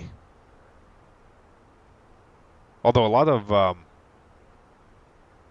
is Foley by Jack Edwards Airport? I feel like a lot of people did IFS down by Foley. Introductory flight screening where they would get their like private pilot's license and stuff prior to starting flight school. But okay, let's check before I get too busy here. We'll check all the waypoints. So we'll go flight plan, Ponset, Stoli, Ponset, Stola, Monsta above 24. We got Monsta. Constraint is above 24. And then seats. Man, you have to dive into this thing every single time. So 280 above 21. So you have to click on this every single time to check each constraint. Descent speed limit is 280 above 21. So that's right. There has to be a faster way to do this to check all the constraints. Double above 17. It's like I know we're going to do it, but like I know this is going to hit it at 18.1, but to check the constraint, I have to actually click on each one. Okay, above 17, base is above 14. Okay, that's too much work. I'm not going to do it. I'm just going to trust that the FMS loaded itself right. You would have remembered for sure the throne rolls, free pass rounds in the trucker. Yeah, so I'm going to go ahead and say that I have never been there. But maybe it sounds like a good time. Maybe I need to get down there. Constraints on the ND and step through. Oh.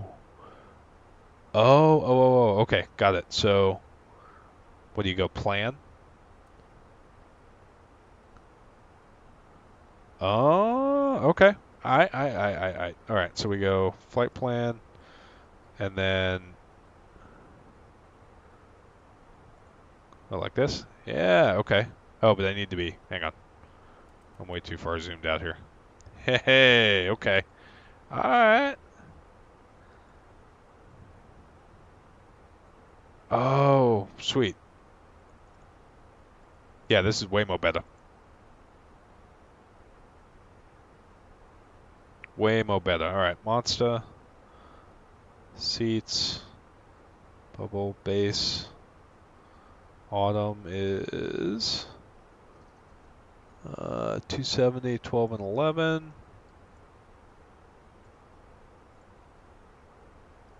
Then 8 and 10. At winter, and that's at 250. And Hertz, or Harris, spiced is 220 at 7, which is correct. And then that's going to drop us off on a downwind. 6 and 220, and then 6 and 210. Okay. Perfect. All right. Well, that makes way more sense. Cool. So that's all set. We don't need to set the ILS because the jet does it for you. So now we need to start looking at the arrival page. Do you have to download winds into this thing, or does it automatically do the winds?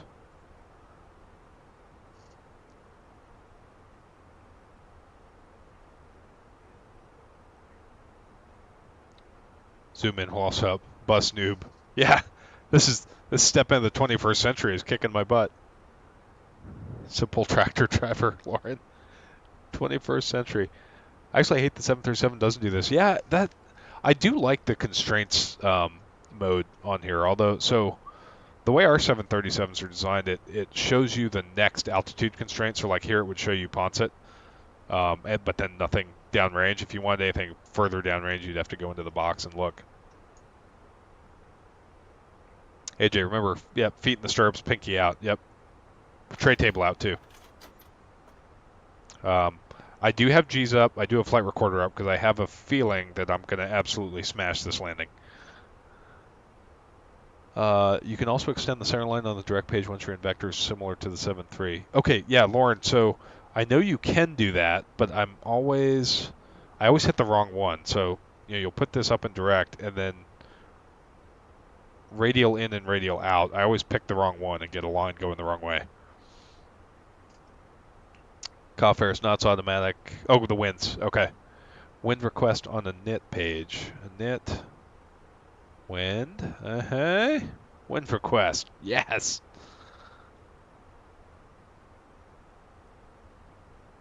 There. Okay. And then insert. Boom. Wind data uplink. Okay. Thanks for that.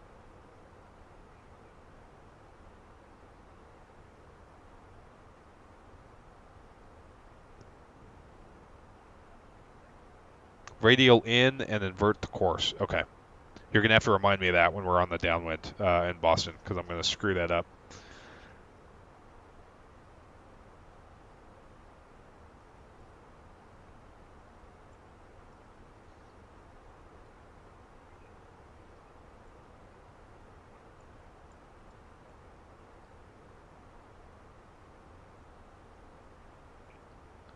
Okay, so now we got to populate the perf page, right? Or it'll yell at us about arrival data. So we'll go get the weather. My flights. This is the best tablet we have in Flight Sim. This is fantastic, although I forgot to put it in airplane mode. Okay, Boston. It's 3021 and 6 degrees. So 3021, 6 degrees. And then the mins. So I guess we got to pick an approach, huh?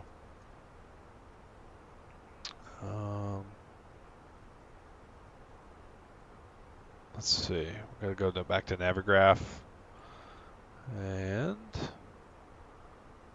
ILS 4 right, doing just the standard Cat 1.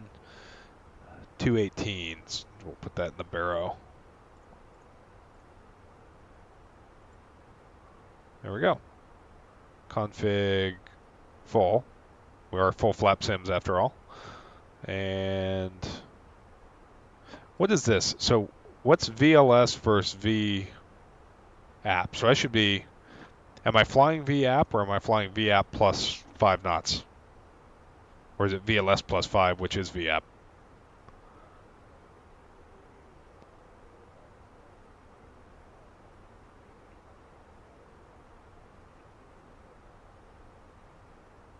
Do note that it'll put you into kind of a weird heading plus dot mode. Then you'll want to pull again for heading. Yeah, I asked V1 about that on his last stream because I rode on the jump seat and I heard the guy in the box said guard your heading before he did the extended the line, and V1 said it was about that dot heading mode. Vodka V app and it bugs it for you too. Okay, so I just pull for managed and it does it, huh?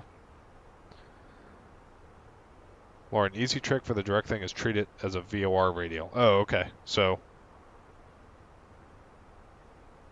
yeah, I'm really bad at the VOR radial thing though. So, direct, put it in, and then radial.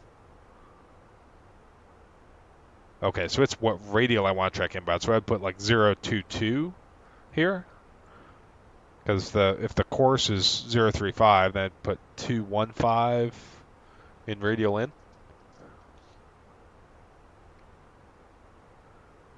VAP. Ain't no +5 unless you add it. Okay, AJ, sounds good. So just fly VAP. Do less. Add for winds or just because you want to. Oh, okay, we'll just do VAP then. VLS is the lowest selectable press for. Oh, that's right. I pull for selected, push for manual or managed. On the approach, VLS is your VREF.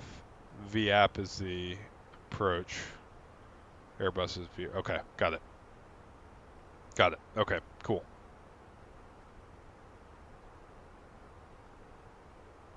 You can always try it, not execute. Yeah, that's Lauren. That's what I tend to end up doing most of the time is try it and don't execute it until it looks right. What's our weight going to be actually when we land? How do we figure that out? That's that on the init page? Oh no, my current gross weight is right there. Okay, so we're at 170.6, and our max landing weight is 171. Okay, so we're legal to land now. Look at that. It's almost like we're professionals. So at Boston, we should have, so zero fuel weight is 160.2, so we should be about 167.5 when we land in Boston.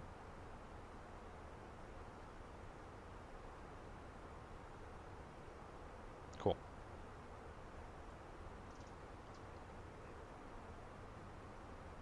Okay, we're not doing a Cat 3. Actually, I didn't even look at what the weather actually was. I just put the stuff in the box.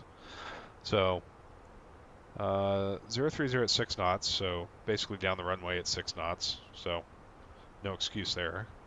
10 miles, fuel at 4, fuel at 16,000, so 4,000, 16,000, scattered at 25, temperature 6, 3021. Okay, so the weather actually looks not bad.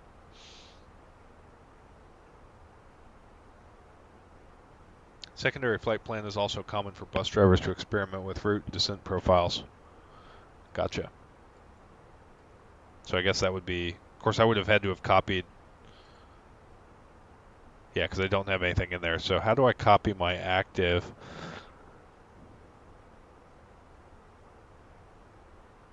You know what, I'm not going to mess with that because I'll screw something up.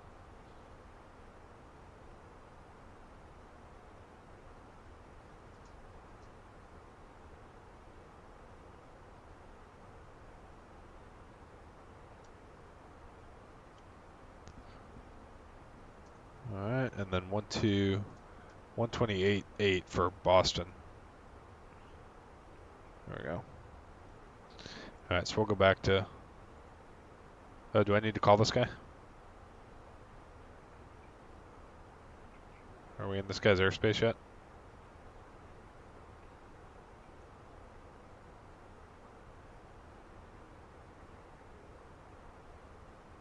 Oh, yeah, we're basically here.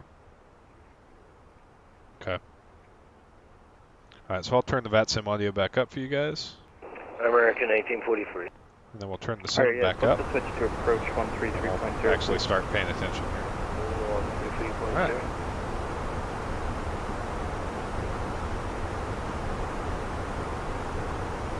Boston Center, Spirit Wings 1422. Just enter your airspace and flight level 350. Oh, don't call till 1422 Boston Center, radar contact, maintain level 350. 350, Spirit Wings 1422.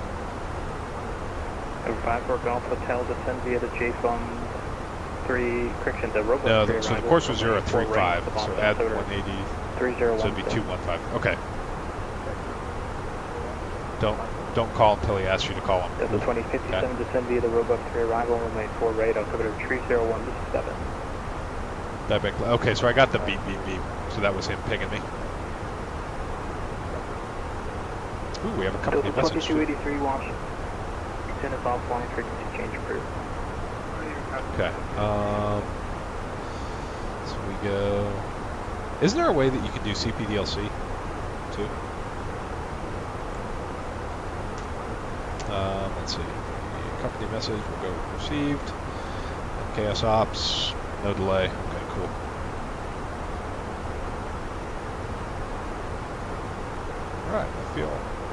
feel like we're all set. Chill in the wing view here for a second. Eat the snacks we brought on board, Spirit.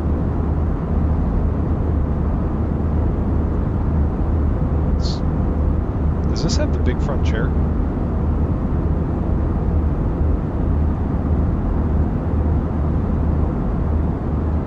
Delta 5033, you can check in now. I got your radar contact.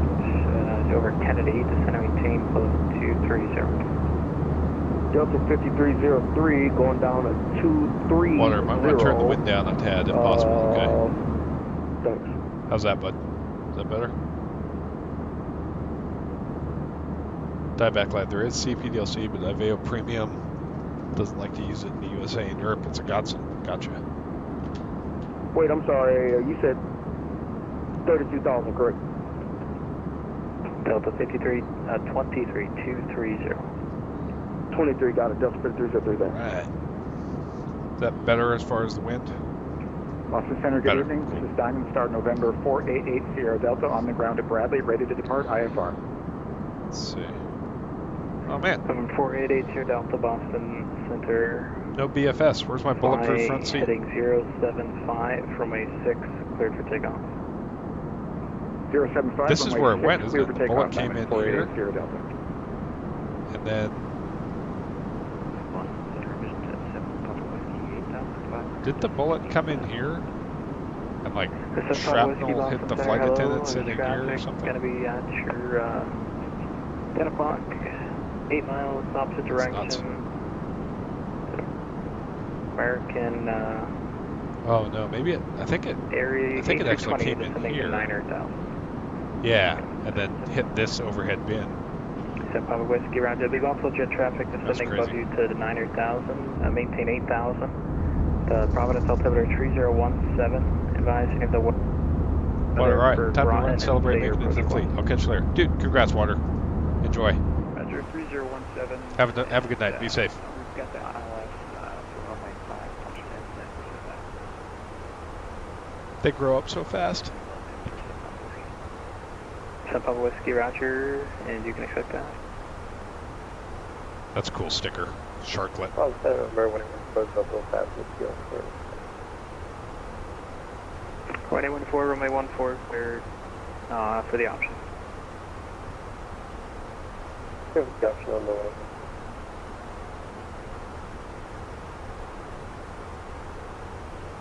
Oh, it actually looks like Boston Approach is up on 33.0, so we'll tune that up next. So we'll go 33.0. Triple 20 Boston Center, hello, climb and maintain flight level 380. I maintain 380. There we go. 33.0. Gus, did you see V1 yesterday trying to intercept localizer blasted 250 on glide slope on the downwind radar leg? Oh, 250 on the ground speed on the downwind radar leg. I'm blaming the ATC. No, I didn't. I need to go. Was that on the 727 stream? Sure, 293, New York Center is on. I need to go back and watch that. Because I was on a trip.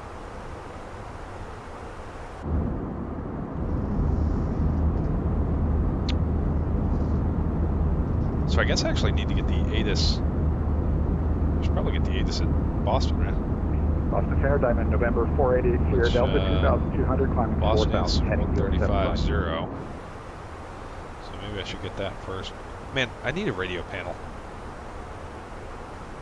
135.0. Also need to get a piece of paper. 54 Gulf Hotel, Conic approach 133.0. Okay, got the piece of paper. November 88 Sierra Delta, your radar contact. Does VATSIM do general aviation? This would actually be kind of fun to do, like Cessna 172 IFR on VATSIM. Or is it just I airline maintain stuff? 7,000 cleared direct Providence, Diamond 488 Sierra Delta. Okay, how far out are we? So we go progress, Boston. 4 right, should be 2155. Oh, we're 45 minutes out. Alright, so we'll grab the ATIS. 23 miles west of Carmel. 135.0.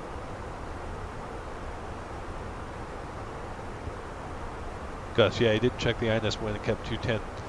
on the downwind. Same. Oh, well, I mean, Career track 550 Boston Center. Roger. Vat USA radar GA contact. appreciation is Sunday. Okay, cool. Sunday we'll do 23 miles.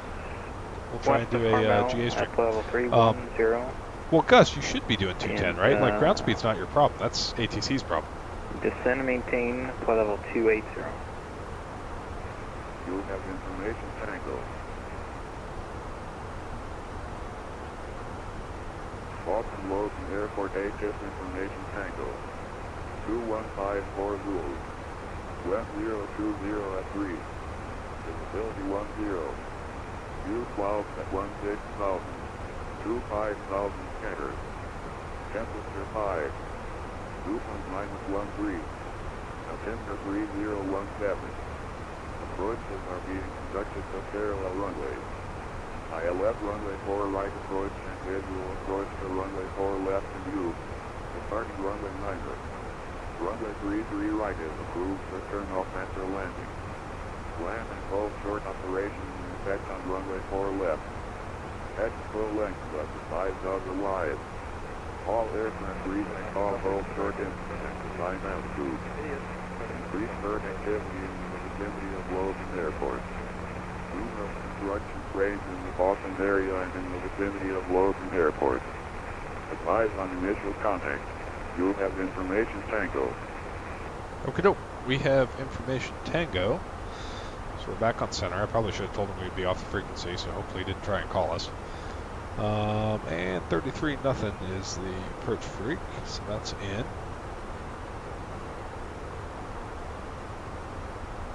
Okay.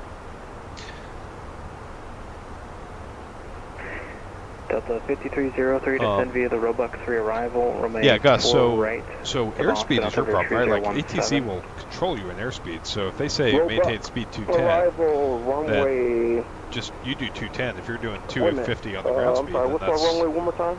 That's just is what it is, right? And ATC is kind of on the hook to deal with that. ATC was holding you for separation. You weren't just oh, gotcha. Okay. We are passengers of the Robux City arrival, descending flight level Each 230. ARTCC is featuring 3 GA focus towers. Oh, this would be the cool. This would be cool. Lauren, are you in the Discord?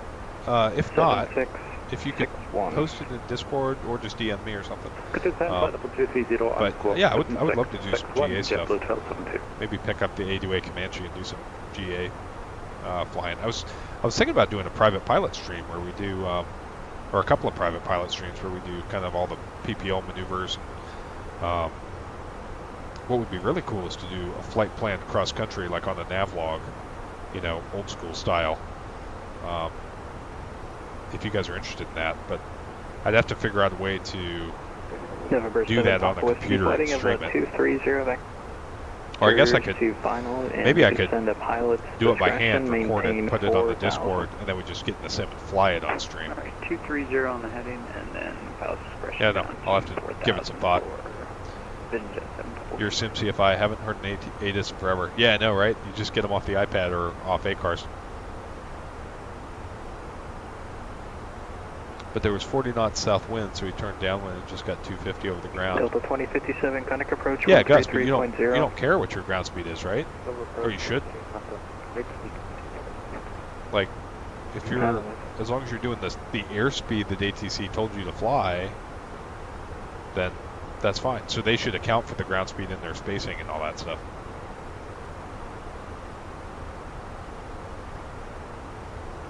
Yeah, Lauren, cool. That's awesome that they're catering to GA.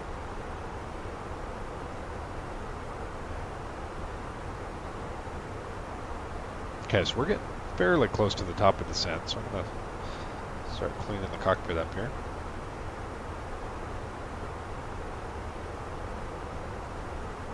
Kind of excited to go into Boston during the daytime because last time I think it was nighttime last time I went in there. Career track 550, descend and maintain, flight level 210. Oh no, that's not true. It was daytime in the PMDG, but it was just so damn busy with the no VNAV, no other throttles. I didn't really look around. 1270, cleared direct. All right, we'll do brake low. Direct Robux. Get the terrain on. So we built the approach in the box. We don't need to build it in an ILS. We bugged the mins. We don't need to bug VREF. Braked it. And... Delta 570, I'm sorry, did you say the approach request? So Yeah, Delta 570 will take the ILS runway 10. Now we're just waiting to start down. Right, Roger, thanks.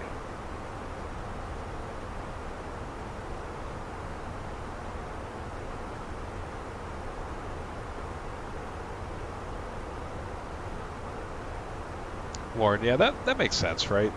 Satellite, I get it. I mean, I feel like airline sim is probably the majority of simmers, and then also you've got to figure that even a lot of GA pilots are doing VFR flying, which I guess you get flight following, but that doesn't really require bat sim. So I can see why there's not as much of a focus on GA.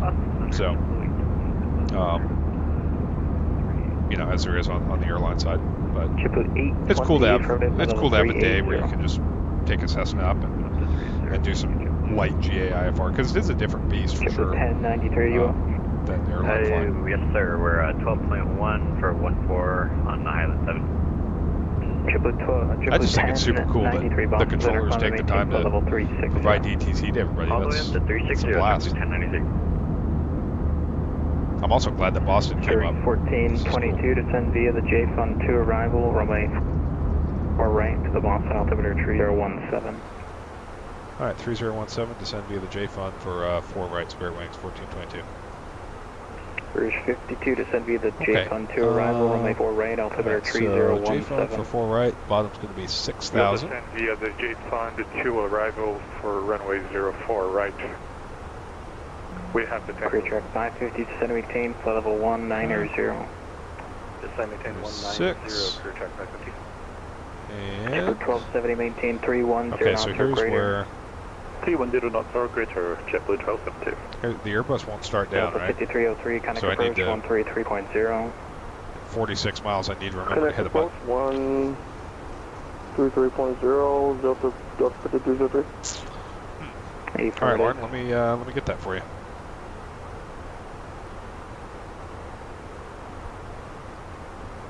The challenges of running a streaming channel when you're a technological idiot are real.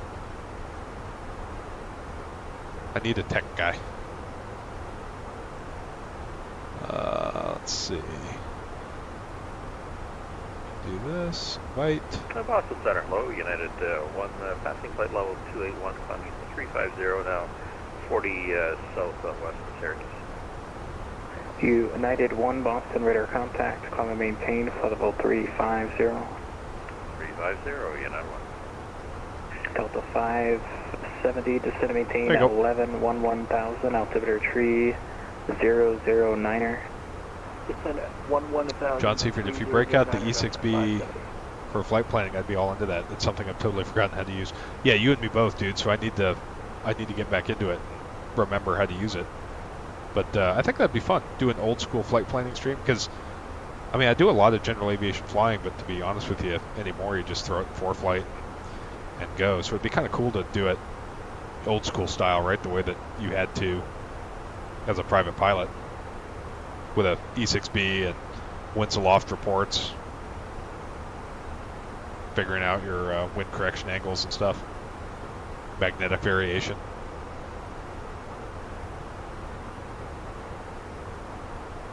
Gus, yeah, awesome, thanks. Yeah, I'll have to think of that. Maybe we have a electronic E6B on the internet or something that I can find. But I mean, I love the airline stuff, but I feel like there's a lot of aviation that we can explore outside of that. I'm looking forward to doing the DC3 stream. I owe you guys that, because I promised a DC3 historic airliner stream. I just want to do it right, and I didn't have enough time today to get it all set up. Plus, I've been talking to Duckworks, and they're updating their DC3 for me, because the startup, the Wright 1830 startup procedure was not exactly correct. November 4, and so I brought that up with Duckworks, namely that you couldn't start the engine with the mixture and idle 4000, cutoff, the altimeter which is 3017. a big deal on those big radials. All That's right, how you expect start the them. ILS for my flight And, to maintain 4,000. The guys over at 488 Duckworks were all about fixing it. So they've got an update to the DC-3 so that you can start it with the mixture and idle cutoff. And I just need to get that Delta, turn installed. right, heading 150, vectors for the approach. And then we'll do it. Right, 150, 4880 Delta. Visual landmarks, dead reckoning too. I still have some of my first PPL block plans. Maintain And 3000. they're incredible to look back at. Yeah, that's cool. That's really cool. Yeah, I remember on one of my first private pilot cross countries, I planned a flight using VORs. Like I basically took off from the airport, went direct to the nearest VOR, and then went radial to the next VOR. And 3202, I showed the plan to my CFI, and he goes, it's not an instrument flight. He goes, pick visual landmarks, and we'll fly to those. And just wind corrected headings in between visual landmarks, which was really cool. And I kind of miss it. I haven't done it since. That'd be really fun to do in a biplane, like a Stearman or something. Turn right, heading 120, vectors for sequence, maintain 13,000. Lauren, meme stream is the only place you have permission. Right, How does that get rolls? maintain 13,000. I will get you that as soon as I'm off stream. My Discord guy is currently blacked out in Pensacola, so I'll get those to you as soon as I get off the stream. 3017 on descend by the Roebuck City. PPL flight plans. Yeah, I got you. Triplet 1270, resume the published speeds at Roebuck. Did we accidentally hit the time of day perfect? Are we going to hit sunset into Boston? I think we are. Look at that. That looks fantastic, minus these cartoon contrails. That looks fantastic, and it was completely by accident. Yeah, I hope water doesn't end up face down in a ditch somewhere in Pensacola, because I'll be out the Discord guy. Okay, we're 10 out from the top of descent, so we'll pull or push? Push, right? Push for the jet to do it? There we go. Push, so we're in descent, heading down. Center Spirit Wings 1422 is leaving 350, descending via the J-Fun. Tank 1422, roger. Okay. We got constraint mode on. Zoom in. Or in real life, it's already dark here. It'll probably be dark once we get into Boston, I would assume. We'll see.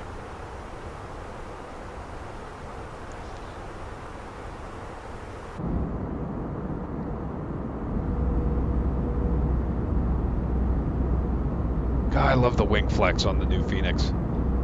It's very subtle, but it looks just so real. And then this is another thing I love is the peeling paint on the fasteners, right? Because these fasteners they work, and so the paint generally peels off the fasteners first as the airplane's in service. This just looks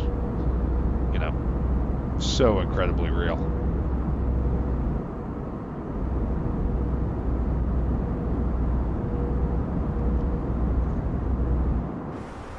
Okay, well, so we'll kiss the passengers goodbye. Feel the seatbelt signs on. Maintain 1,900. There's down to 1,900. Then get some level. All right, so we're on the path, heading down. The speed's kind of running away on us here,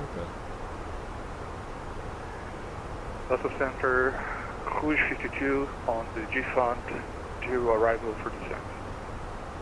Cruise 52, roger. We don't care about the speeds yet until seats, so we'll let the speed do what the speed does until seats.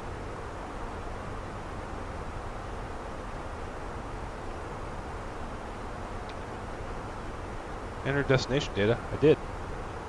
What more do you want? What do you want from me, Jet? Is that not filled out?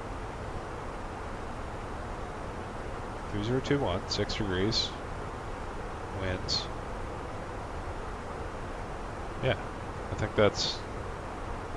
Does that message pop up every time? Because I think that's everything I need, right?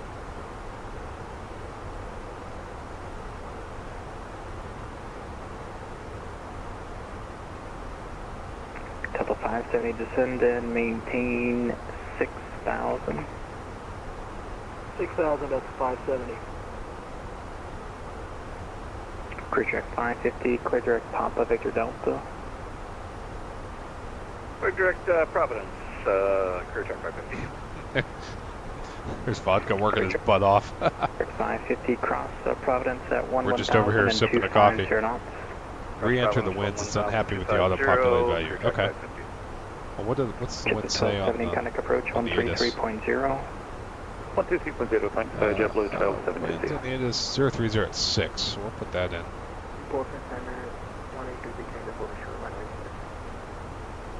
There we go. 1833 Tango Boston, lighting 075, runway 6, clear for takeoff. 075, clear for takeoff. Oh, gotcha. I don't know why Phoenix does that. I don't think the real Airbus auto-populates the winds. Uninstalling. Not a real Airbus sim. This 550, appreciate your help. Contact approach. This is fantastic. Phoenix, please make a 737. I would love nothing more than to kick PMDG to the curb for a Phoenix 737 NG or a Classic.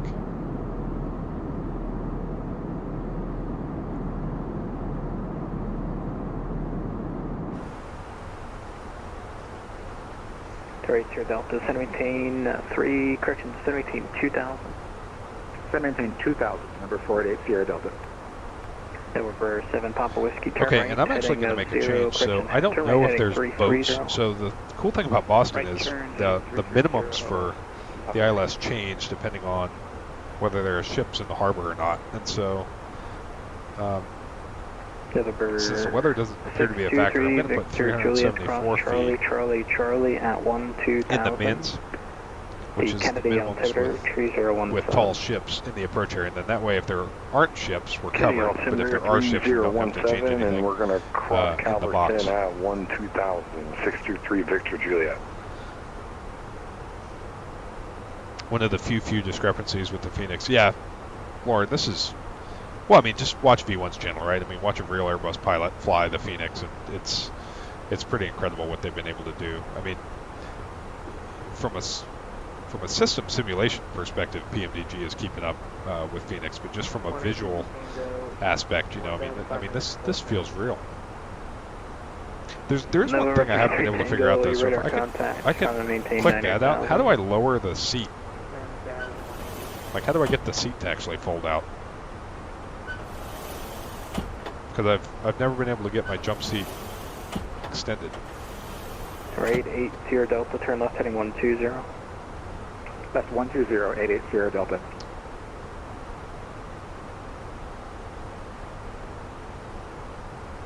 Yeah, Lauren, I agree.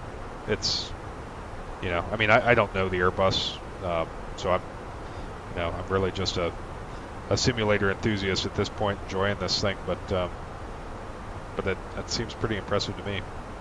If they do a 737, I'll be all over it. Kyle Ferris, I think it's all but confirmed they're doing a 737 Classic. Ooh. That would be fantastic, because I actually got my type rating, my 737 type rating in a Classic. 1,900 till you're established, flighting of 01, correction, flighting 030. My original 737 type rating was in the 300. Steve Gage 300 model. 030 on the heading, 19,000 until 10 cleared runway 5 approach for didn't get some publicity.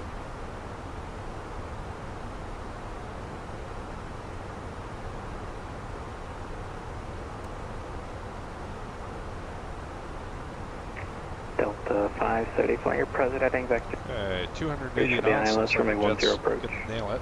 Flight present heading Delta 570.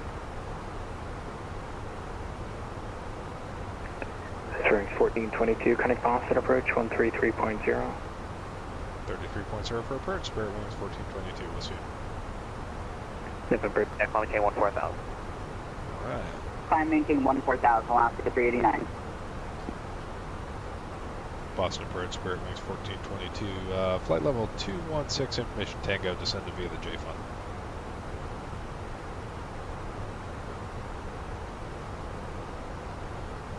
Over.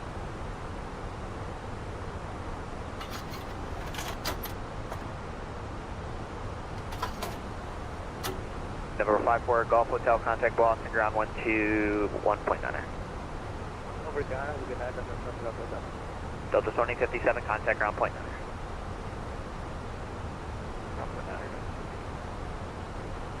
November 143, November Echo. Looking for our squawk code again. They 143 November Echo, sorry, squawk 4640. Squawk 4640, November 143, November Echo. Lauren, no, I got my 143 November Echo, I got my contact ground 7.3 type 121.9. a while ago, so I did that on my own. Frontier Flight 2055, stay altitude. Back before I was an airline pilot. 1700. Frontier Flight Call this guy 2055, back radar again. contact, climb maintain 14000. 14000, Frontier 2055. And Boston approach, Spirit Wings 1422, descended through flight level 200, J Fund with Tango.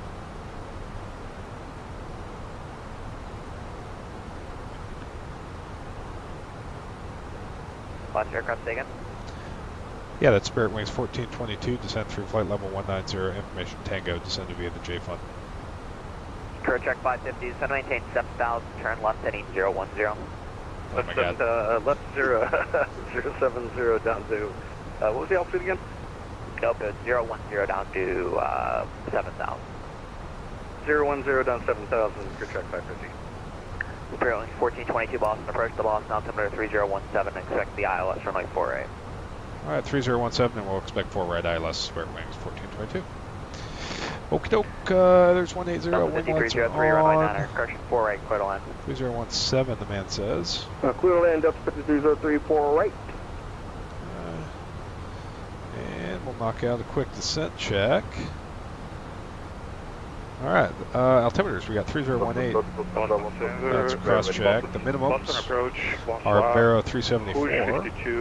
It's also cross check. Landing data is config full, VLS is 141, approach brief is complete, the audio brakes are low, seatbelt Bridge sign 52 Boston, approach is Boston on, 1, descent check is check the complete. ILS runway 48, the Boston altimeter 3017. Alright, looks like the path is getting away from us, so we'll pop some speed brake in here.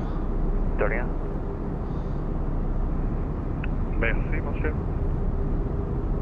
Reside 214, contact Boston Center 134.7. Let's see, Gus, your MCC was half NG, then 733, and the last flight was on 732 fixed sim, yeah. That's cool. Diabetic Lad, that was true. So that's actually why I got my 737 Classic type rating, was to apply to Southwest. So, yeah, for a long, that's not true anymore, but now if you want to, or back then if you wanted to apply to Southwest, you needed a 737 type rating. Federal on risk will report airborne, red 12. So, yep, that was the way. 389, contact Boston Center on 134.7. Integral lights cranked up. Oh, no, the integral lights are not cranked up. JetBlue 1270, maintain 210 knots or greater till advised. Let's see. 210 knots or greater till advised, and can we get into the work, JetBlue 1212? Cranked JetBlue up. 1270, get Kill the floods. You're clear for the approach now. Cleared for the ILS 4 right, thanks, JetBlue 1212. Canadian, these correction, crew check 550, descend and maintain There we go. 4,000, speed 210. Lights are And, set. you can turn right heading 01, or let's do 070, join the localizer. So I missed the second half after 550. Yeah. Crew check 550, descend and That was pretty maintain 4,000, speed 210, and you can turn right heading 060, join the localizer. Alright, down to 4,000, speed 210, join the localizer, crew check 550.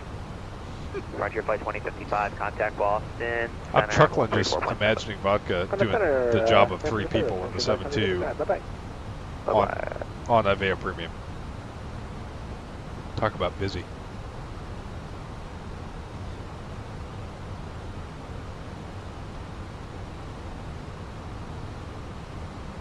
Okay, so we need to hit autumn at 270, which it looks like it's going to.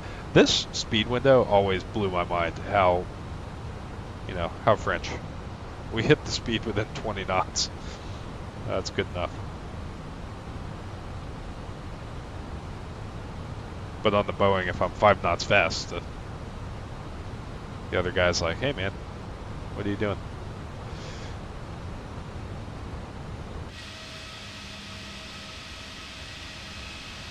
Currently trying to run over a JetBlue on final. Dude, throw flap 40 out there, man. Get all the flaps out. Okay, I've got G's running. That's Flight 12, you're radar contact, proceed on course maintain west of the runway 4 right, extended It's center line. connected. I don't know if it'll show up on the stream. If not, I'll read it to you. Oh, is it operator specific on how big the speed band is? Interesting. That would make sense, because on the 7.3 there's a auto throttle wake up speed, and I know it's between 5 or 15 knots, and I know that we use 7. But I think some use 15, so you could theoretically get 15 knots slow before the auto throttles kick in and add power.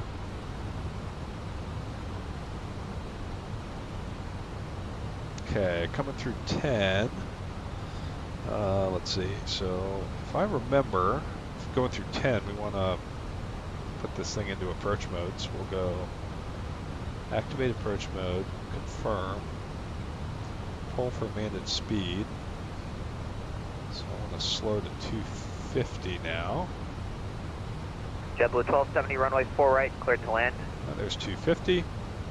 Quick line 4 right, lights on. JetBlue 1270, can you bring the speed back down? And we'll do a maintain approach 170 check. knots or greater until So mil. approach check. The flight nav 170 or greater till mil, are JetBlue 12. verified. We're going to 4 Clear check right. 550, you're 3 miles from Cap notifications complete. Nabo, FMS quit flight ILS phase runway approach. 4 right, maintain 170 knots or left. 3018. Airfield ILS 4 right, maintain 170 or, you said 170 or Approach less check is complete. for clear check 550? Hey, firm. Alright, 170 or less for clear check 5.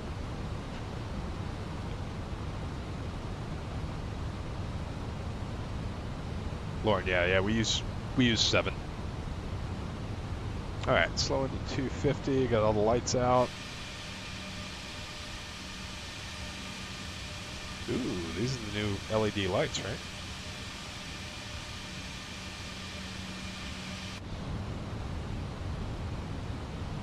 This is a cool time to be simming. I think what air? Canadian Airbase Aircraft is clear check this? 550, you're going to be number 2 following a 7 direction. not Getting Dover, Airbus Dover's 321 Delaware. on a 5-mile final, runway 4 right, quit a line. Alright, 4 right, clear line number 2, traffic in sight, clear check 550. Zippy, sorry for going quiet. Been sitting here maintaining your airsoft stuff. Ooh, nice, dude. Getting everything cleaned up. You got a skirmish or something coming up?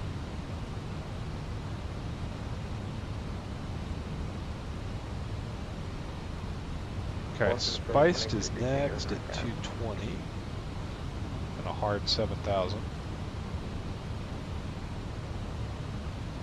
Grease on the fingers and keyboards don't miss. November 8, 1833 Tango Boston approach, hello, and cross balloons at maintain 6,000. Balloons at 6,000 and 183 Tango. And there we go. Boston, Boston just loaded in. Hoosh 52 will have to disconnect. Thank you for the radio service. Have a great night, sir. Bye. Rouge 52, au revoir, monsieur, au revoir. Au revoir. Et bonsoir. Bonsoir aussi. We'll put 220 in. Just let the jet slow down as it does. JetBlue 517, runway, or correction, JetBlue 517, are you up? Let's see. Why is Boston ground up, but tower is not? I guess approach will clear us. Top down, right? Approach will do the tower stuff.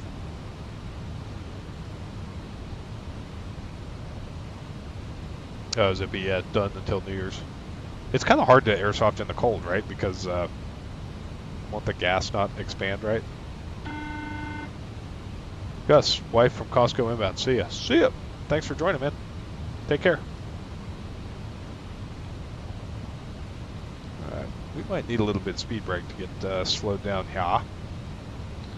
I've always liked this arrival, just coming in over Boston.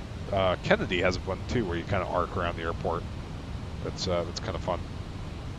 Although the one in Kennedy is a left-hand turn, so I don't get to see the airport. Okay, did the flap speeds go up in the with the Sharklet mod? Because I feel like these flap speeds, specifically for 1 and 1+F, are higher than they were in the standard 320. Because I remember always having trouble getting the flaps out. But departure, this JetBlue ready to go, runway 9.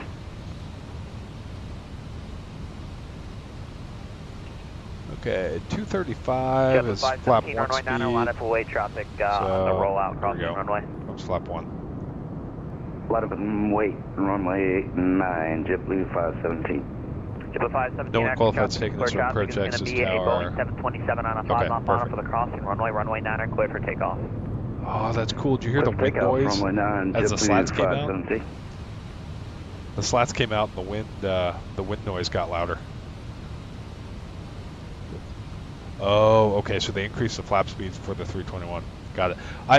I will say this, jump seating on the 321, it always seems like it's a challenge getting this thing slowed down because the flap speeds are low compared to the speeds the airplane want to fly.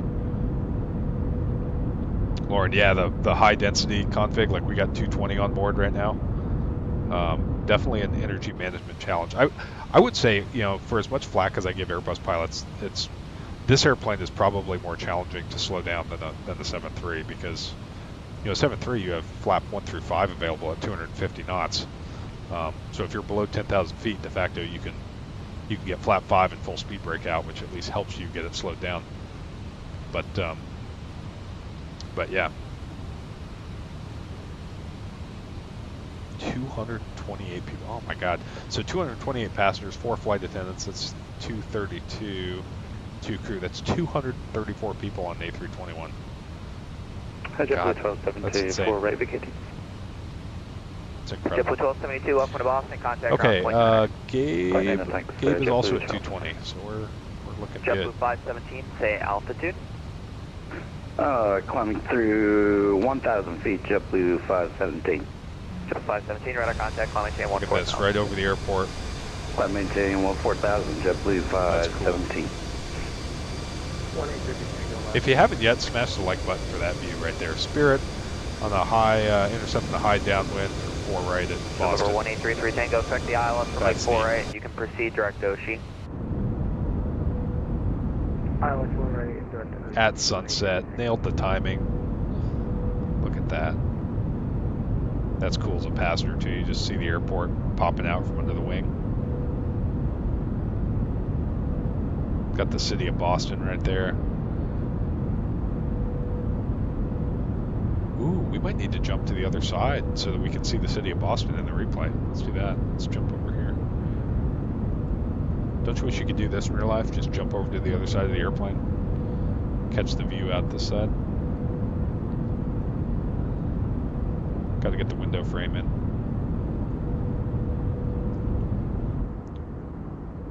There we go. Okay, time to pay attention. Let's see. Gabe is 220 at 6,000, which it looks like we'll hit no problem. Then we'll slow to Joby at 210. And can we put flap 2 out at 210? Not really. It's 215, so that's a little tight. 1422 to send maintain 3,000. Down to 3,000, Spirit Wings 1422. Okay, so 3,000, and we'll pull for open, right? So I got open descent. I'm going to put on just a little bit of floodlight so I can see the damn flap speeds. And do you still need 220 knots for Spirit 1422? Spirit 1422, speed at your discretion. Spirit 1422. Alright, so we're going to do 200. We're going to slow to 200 knots and we'll get flap 2 out.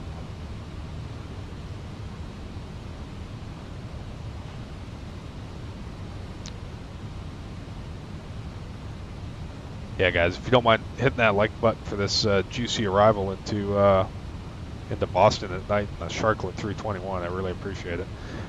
All right, speed is 10 below VFE next, and here comes flap 2.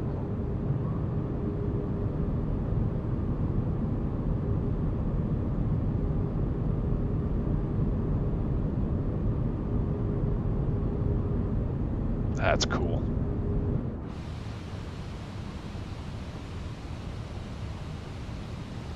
All right, 200 knots going down to 3,000. You want us over the ground?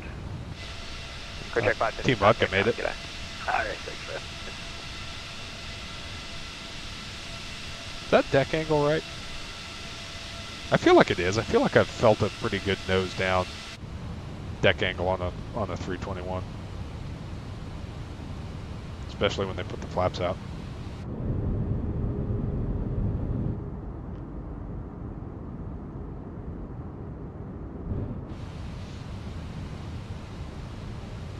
Okay, how about this? I'll actually start the flight recorder, so there's no accusations of shenanigans.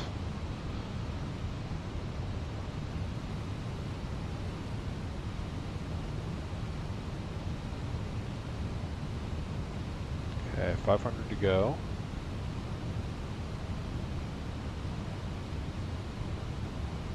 Okay, speed out star.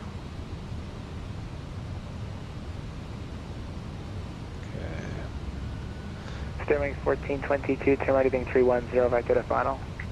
310 vector to final, Spirit Wings 1422. 2,500. November 3 Tango, descend and maintain 4,000. 4,000, 183 Tango. JetBlue 517, connect Boston Center 134.7, see ya. 34.7, There's JetBlue 517, see ya. We're at 3,000, so we'll take it off Boston Wabo. departure, wind 020 at 3, So runway direct 9er, to cleared for takeoff. Nabo. Runway 9er, clear for takeoff, Brickyard 57. 214, that's it. Like that. Insert. No! That's something I wanted. Also, go to heading. 310. This is so much harder than it has to be. Nabo.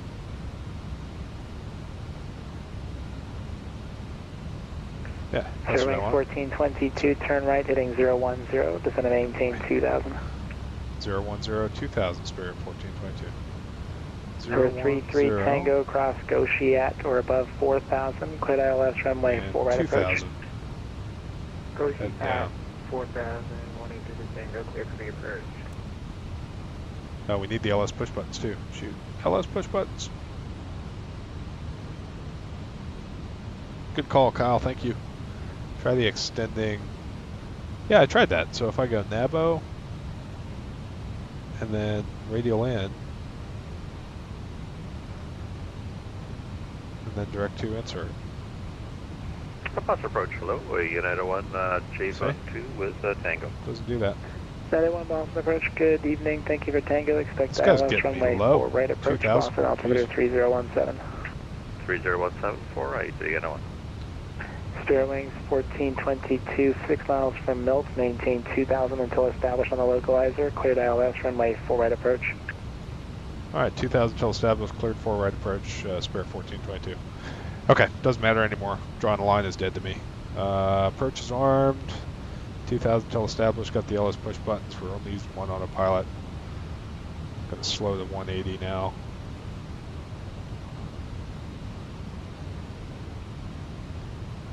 Right.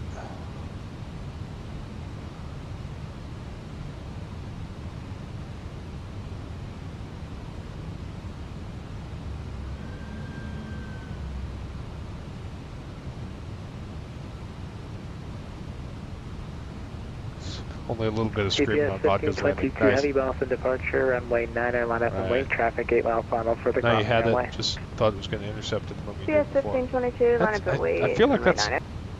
Spirit Wings Oh, no. 1422, wind There we go. 020 at 3, runway 4 right, clear to land, traffic will hold and depart the crossing runway.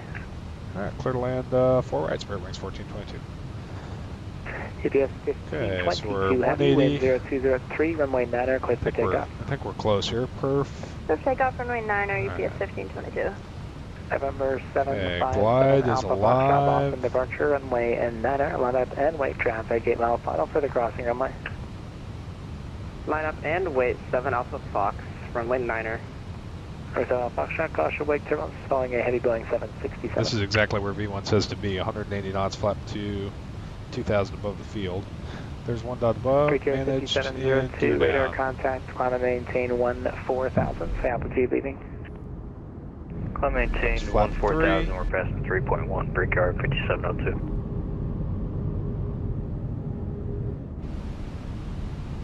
And flap 4 and a landing check. Or flap full. Alright, landing check. We got landing gear are down and locked. Flaps are full. Speed brakes are armed. Spoilers are armed. Landing check complete. I got it, Zippy. I was getting there. 180 or greater until 5. Okay. It's probably more realistic, actually, but What do you think, Chet? Should we do auto throttles to touchdown or fly it manually? Oh, what's our mist, by the way? ILS mist is 3,000. Foxtrot. Okay. Wind 030 Alright, 1,000 feet, we're at stable, we're 5. clear to land, the mist is set. Traffic 4 mile final for the crossing runway. Runway 9er. Clear for takeoff. I was getting there, Clear for Zippy. Ye takeoff, of little runway faith. 9er, 7 Alpha Fox. Hashtag real Airbus pilot. Alright, autopilot coming off. EPS 1522 heavy radar contact. Climb and maintain 14,000. Say altitude leaving. Leaving 2600 up to 14,000 for UPS 1522. Number 33 Tango, runway 4 left is available if you'd like it. If so, report runway 4 left in sight. 4 left. Diabetic glad you used auto throttle all the way down? Okay. I think most Airbus pilots do, right? I don't have an auto throttle disconnect map, 33 so... Tango, thanks for your help. Clear visual approach, runway 4 left. Clear visual 4 left, 500. Number 7 Alpha Foxtrot, radar contact. Climb and maintain 14,000. Say altitude leaving. 100 above. Up to 14,000, we're crossing 2,000. Okay, for we're looking 7 Alpha good. Fox. This Airbus flare is going to hose me, I know it. 702, leaving 10,000. Maintain 300 knots or Ducking greater. below it. Leaving 10,000, and what was that for this speed? Gravity 702, leaving 10,000. Maintain 300 knots or greater. Roger, after 10,000, we'll maintain 30 knots or greater. Brickyard 5702. Lufthansa 140 X-ray Super Boston departure, runway 4 right, line up Oh and wait. no, I floated. Floated. Runway 4 right, line up. Ooh, 164. And just Alright. from the normal departure full or reverse. segment. Lufthansa 140 X-ray Super, it'll be the standard Lobster 8 departure, however, climb via SID, Got 2 in maintain 3,000. reverse. Fast at 3,000, that's the 8 departure. Lufthansa 140. Thanks. Alright, 80 Brigade knots. 5702, clear direct SOX, contact Boston Center 134.7. Manual brakes. Direct SOX 134.7, Brickyard off here. 3712, get it. Hey, look at that, 164. I'll take that. UBS 1522 heavy, maintain 290 knots or less. Maintain 290 or less for UPS 1522. Brigade 5702, we're contact clear. Boston Center 134.7. Get rid of this. Now where the hell are we going? We don't want to taxi across the runway here. Brickyard 5702, contact Boston Center 134.7. I'm going to stop here. Stop right here. We're going to go ground, which is Lufthansa 21.9. 140 X-ray Super, wind 320.5, runway 4 right, clear for takeoff. Alright, clear for takeoff, Lufthansa 140. Alright. Sterling 1422, just make sure your transponder is on. Join November, cross runway 4 left, and hold short of runway 15 left. Okay, November, cross 4 left, and hold short of 15 left, Spirit 1422. Alright, so November, Tree Tango, cross 4 left, transponder Super is A380 departing runway on. 4 right, wind Alright, 320 at where's he 5, want us to runway go here? 4 left, clear to land. So we are right here, November, left turn November, cross. Station aircraft Boston freshman uniform is now current Boston altimeter Oh, got it. Okay, 3016. November. That's in front of us. Okay. Alright, so we'll add some power here. November 7 Alpha Foxtrot, maintain 250 knots in trail spacing, and you can expect to level at 14,000 for a couple minutes. 250 for the speed, Get 7 Alpha Fox. the cleanup going here. UBS 1522 heavy, contact Boston Center 134.7, advising of your speed restriction. Turn the lights off. Oh, and the wing light too, right? There we go. UBS 1522 heavy, cleared us contact November, Boston Center cross 4 left. 134.7. Over to 134.7 for UPS 1522, see ya. Boston approach Demon 22, 4 miles from Roebuck. November, Lufthansa 140 X-ray Super radar cross contact, 4 maintain left, 6,000, then hold take short in of your 15 altitude. left. Can maintain 6,000. And we'll start the clock for engine cool down purposes. For 7 Alpha Foxtrot, contact Boston Center 134.7. Just advise them that you're maintaining 250 knots and they'll have higher for you. We're to 34.7, we'll let them know about the speed. Thanks, Definitely Tracy. floated that. Night. That was a V1 style floater. Also was calling unanswered there. Who was that? Demon 22 just over Roebuck now. Oh, you just Demon pull it out of 22 climb approach. to go Thanks, manual. if I have uniform, expect ILS runway 4 right approach. Machine 4 ILS 4 right. Sterling's 1422, cross runway 15 left on November, hold short of runway 15 right. Cross 15 left on November, short of 15 right, Spirit Wings 1422. Train 1422, contact ground point niner. Ground point niner, thanks for the controls, Spirit Wings 1422. Lufthansa 140 X-ray, super, climb and maintain There we go, 14,000. ground point niner. And we're going to gate, what did we say, B47, yeah? Or B37. Okay, so here's 15 left, we're going to cross that. And then short the right.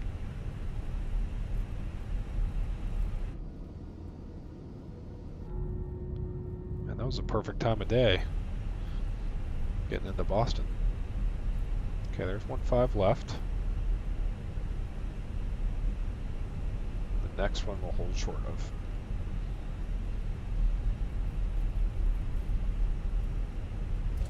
Spirit Wings, ground Spirit Wings 1422 is on November, hold short of 15 right. Spirit Wings 1422, cross runway 15 right and taxi to the ramp via November Alpha. Alright, cross 15 right, November Alpha to the gate, Spirit Wings 1422, thanks. Okie doke. So we're crossing 15 right.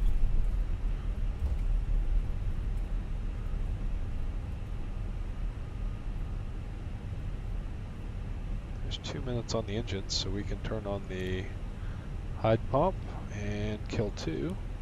OJ.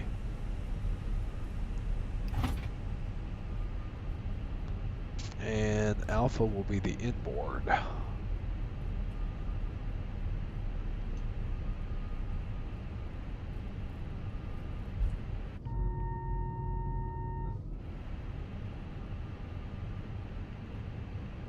want to jump into the wing view and hear that engine spool down.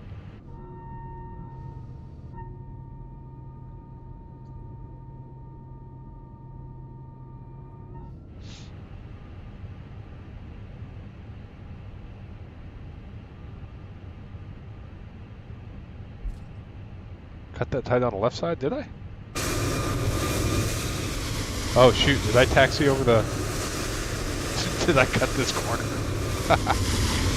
Whoops. Okay, let's see, where are we going here? We're going in the next one, okay.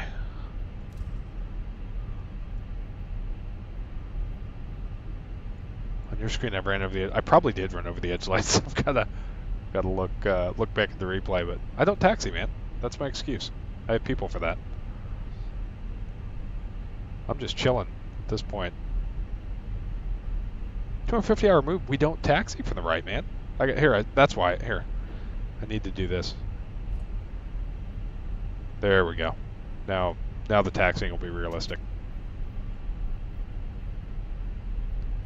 But now I can't see my chart, so I gotta jump back over here. Okay, I think we're going in here. Oh shoot, I forgot to start the APU. See, I was so busy taxiing, I forgot to turn the APU on. But we want to do a replay, so I'm not going to shut this thing down anyway. So it's kind of a moot point. Oh no, is it? Okay, it's on. Flap open. Start. There we go. American 1408, ready for the pushback and start. Okay, we're going to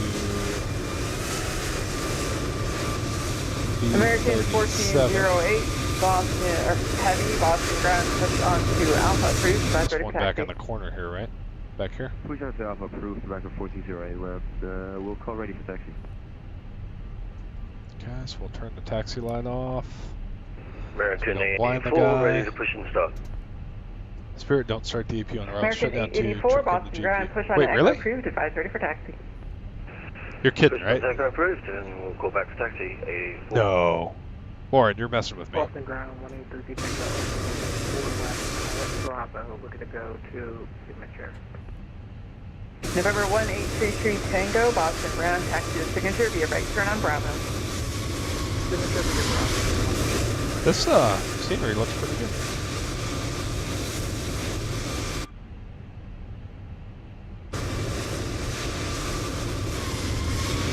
Wait, Lauren, I gotta find the Spirit pilot now and ask him. That blows my mind if they don't start the APU on arrival. Alright. Parking brake is set.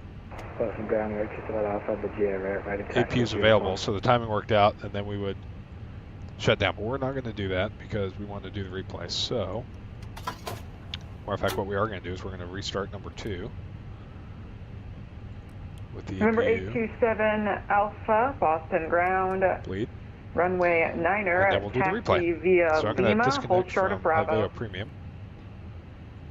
Disconnect. From Aveo Premium, we've got good time on the engines, so we'll get this one started up. Why is it not? Shouldn't that be cranking? Oh, there it is. It's going.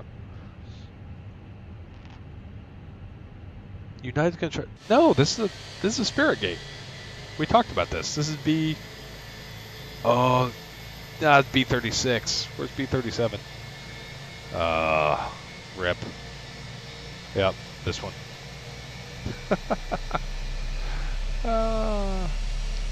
It was going so well. Oh, I should probably stop flight recorder too. There we go. Alright. Okay, we've got a good engine. We're going to start. I'm going to set the time of day back a little bit so we can actually see what we did. There we go. And once we get flight recorder up, we'll shut the APU down and we'll jump into the replays. Can't believe I parked at the wrong gate. Okay, APU bleed off, APU master off, engine start switch, there's that. Okay, flight recorder, backing it up. Let's see, we'll do the final config and replay. There we go.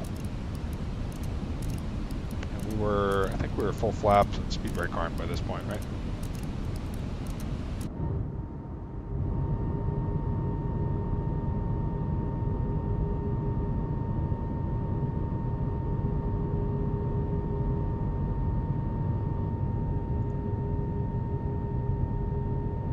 Spirit and Air Canada have their own little weird bits of this terminal. Yeah, I gotta figure that out before the next stream.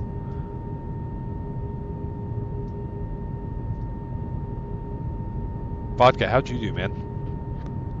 How'd the old 7-2 into Boston go?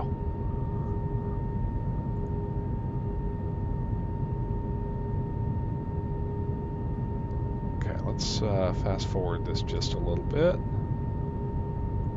No, I can't. Oh, I have to pause it and move it. There we go. Resume replay. Greased it. Ooh, 124. Very nice. And the 727? Man, now you got me wanting to fly the 7.2. My photogrammetry is mid. Slat's probably tripped over the internet cable. That actually looks how Boston looks.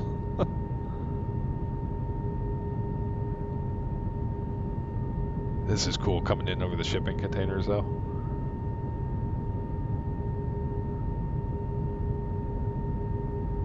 Yeah, Mickey, I haven't flown it either really. I tried to do one stream, I had a WASM crash, rage quit, and haven't looked at it since.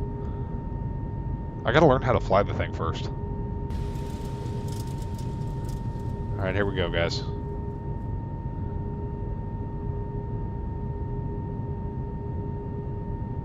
Oh, that's pretty good. Little float.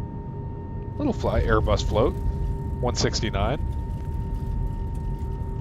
The flap shake. Alright, let's run that back. Pause, replay, move it back here.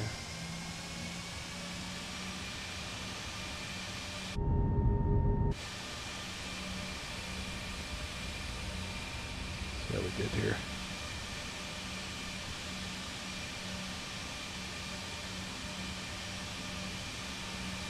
Mickey, weeks, not months. How's that? That was a little bit of a chunker. Flared high. Didn't grease it for sure, but not terrible.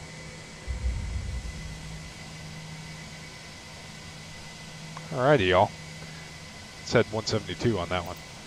We're going to set the weather for the time for just a little bit more of a cinematic arrival, and we'll do one long one from a passenger view. So, thanks for joining me for the Back in the Saddle stream and checking out the 321 Sharklet.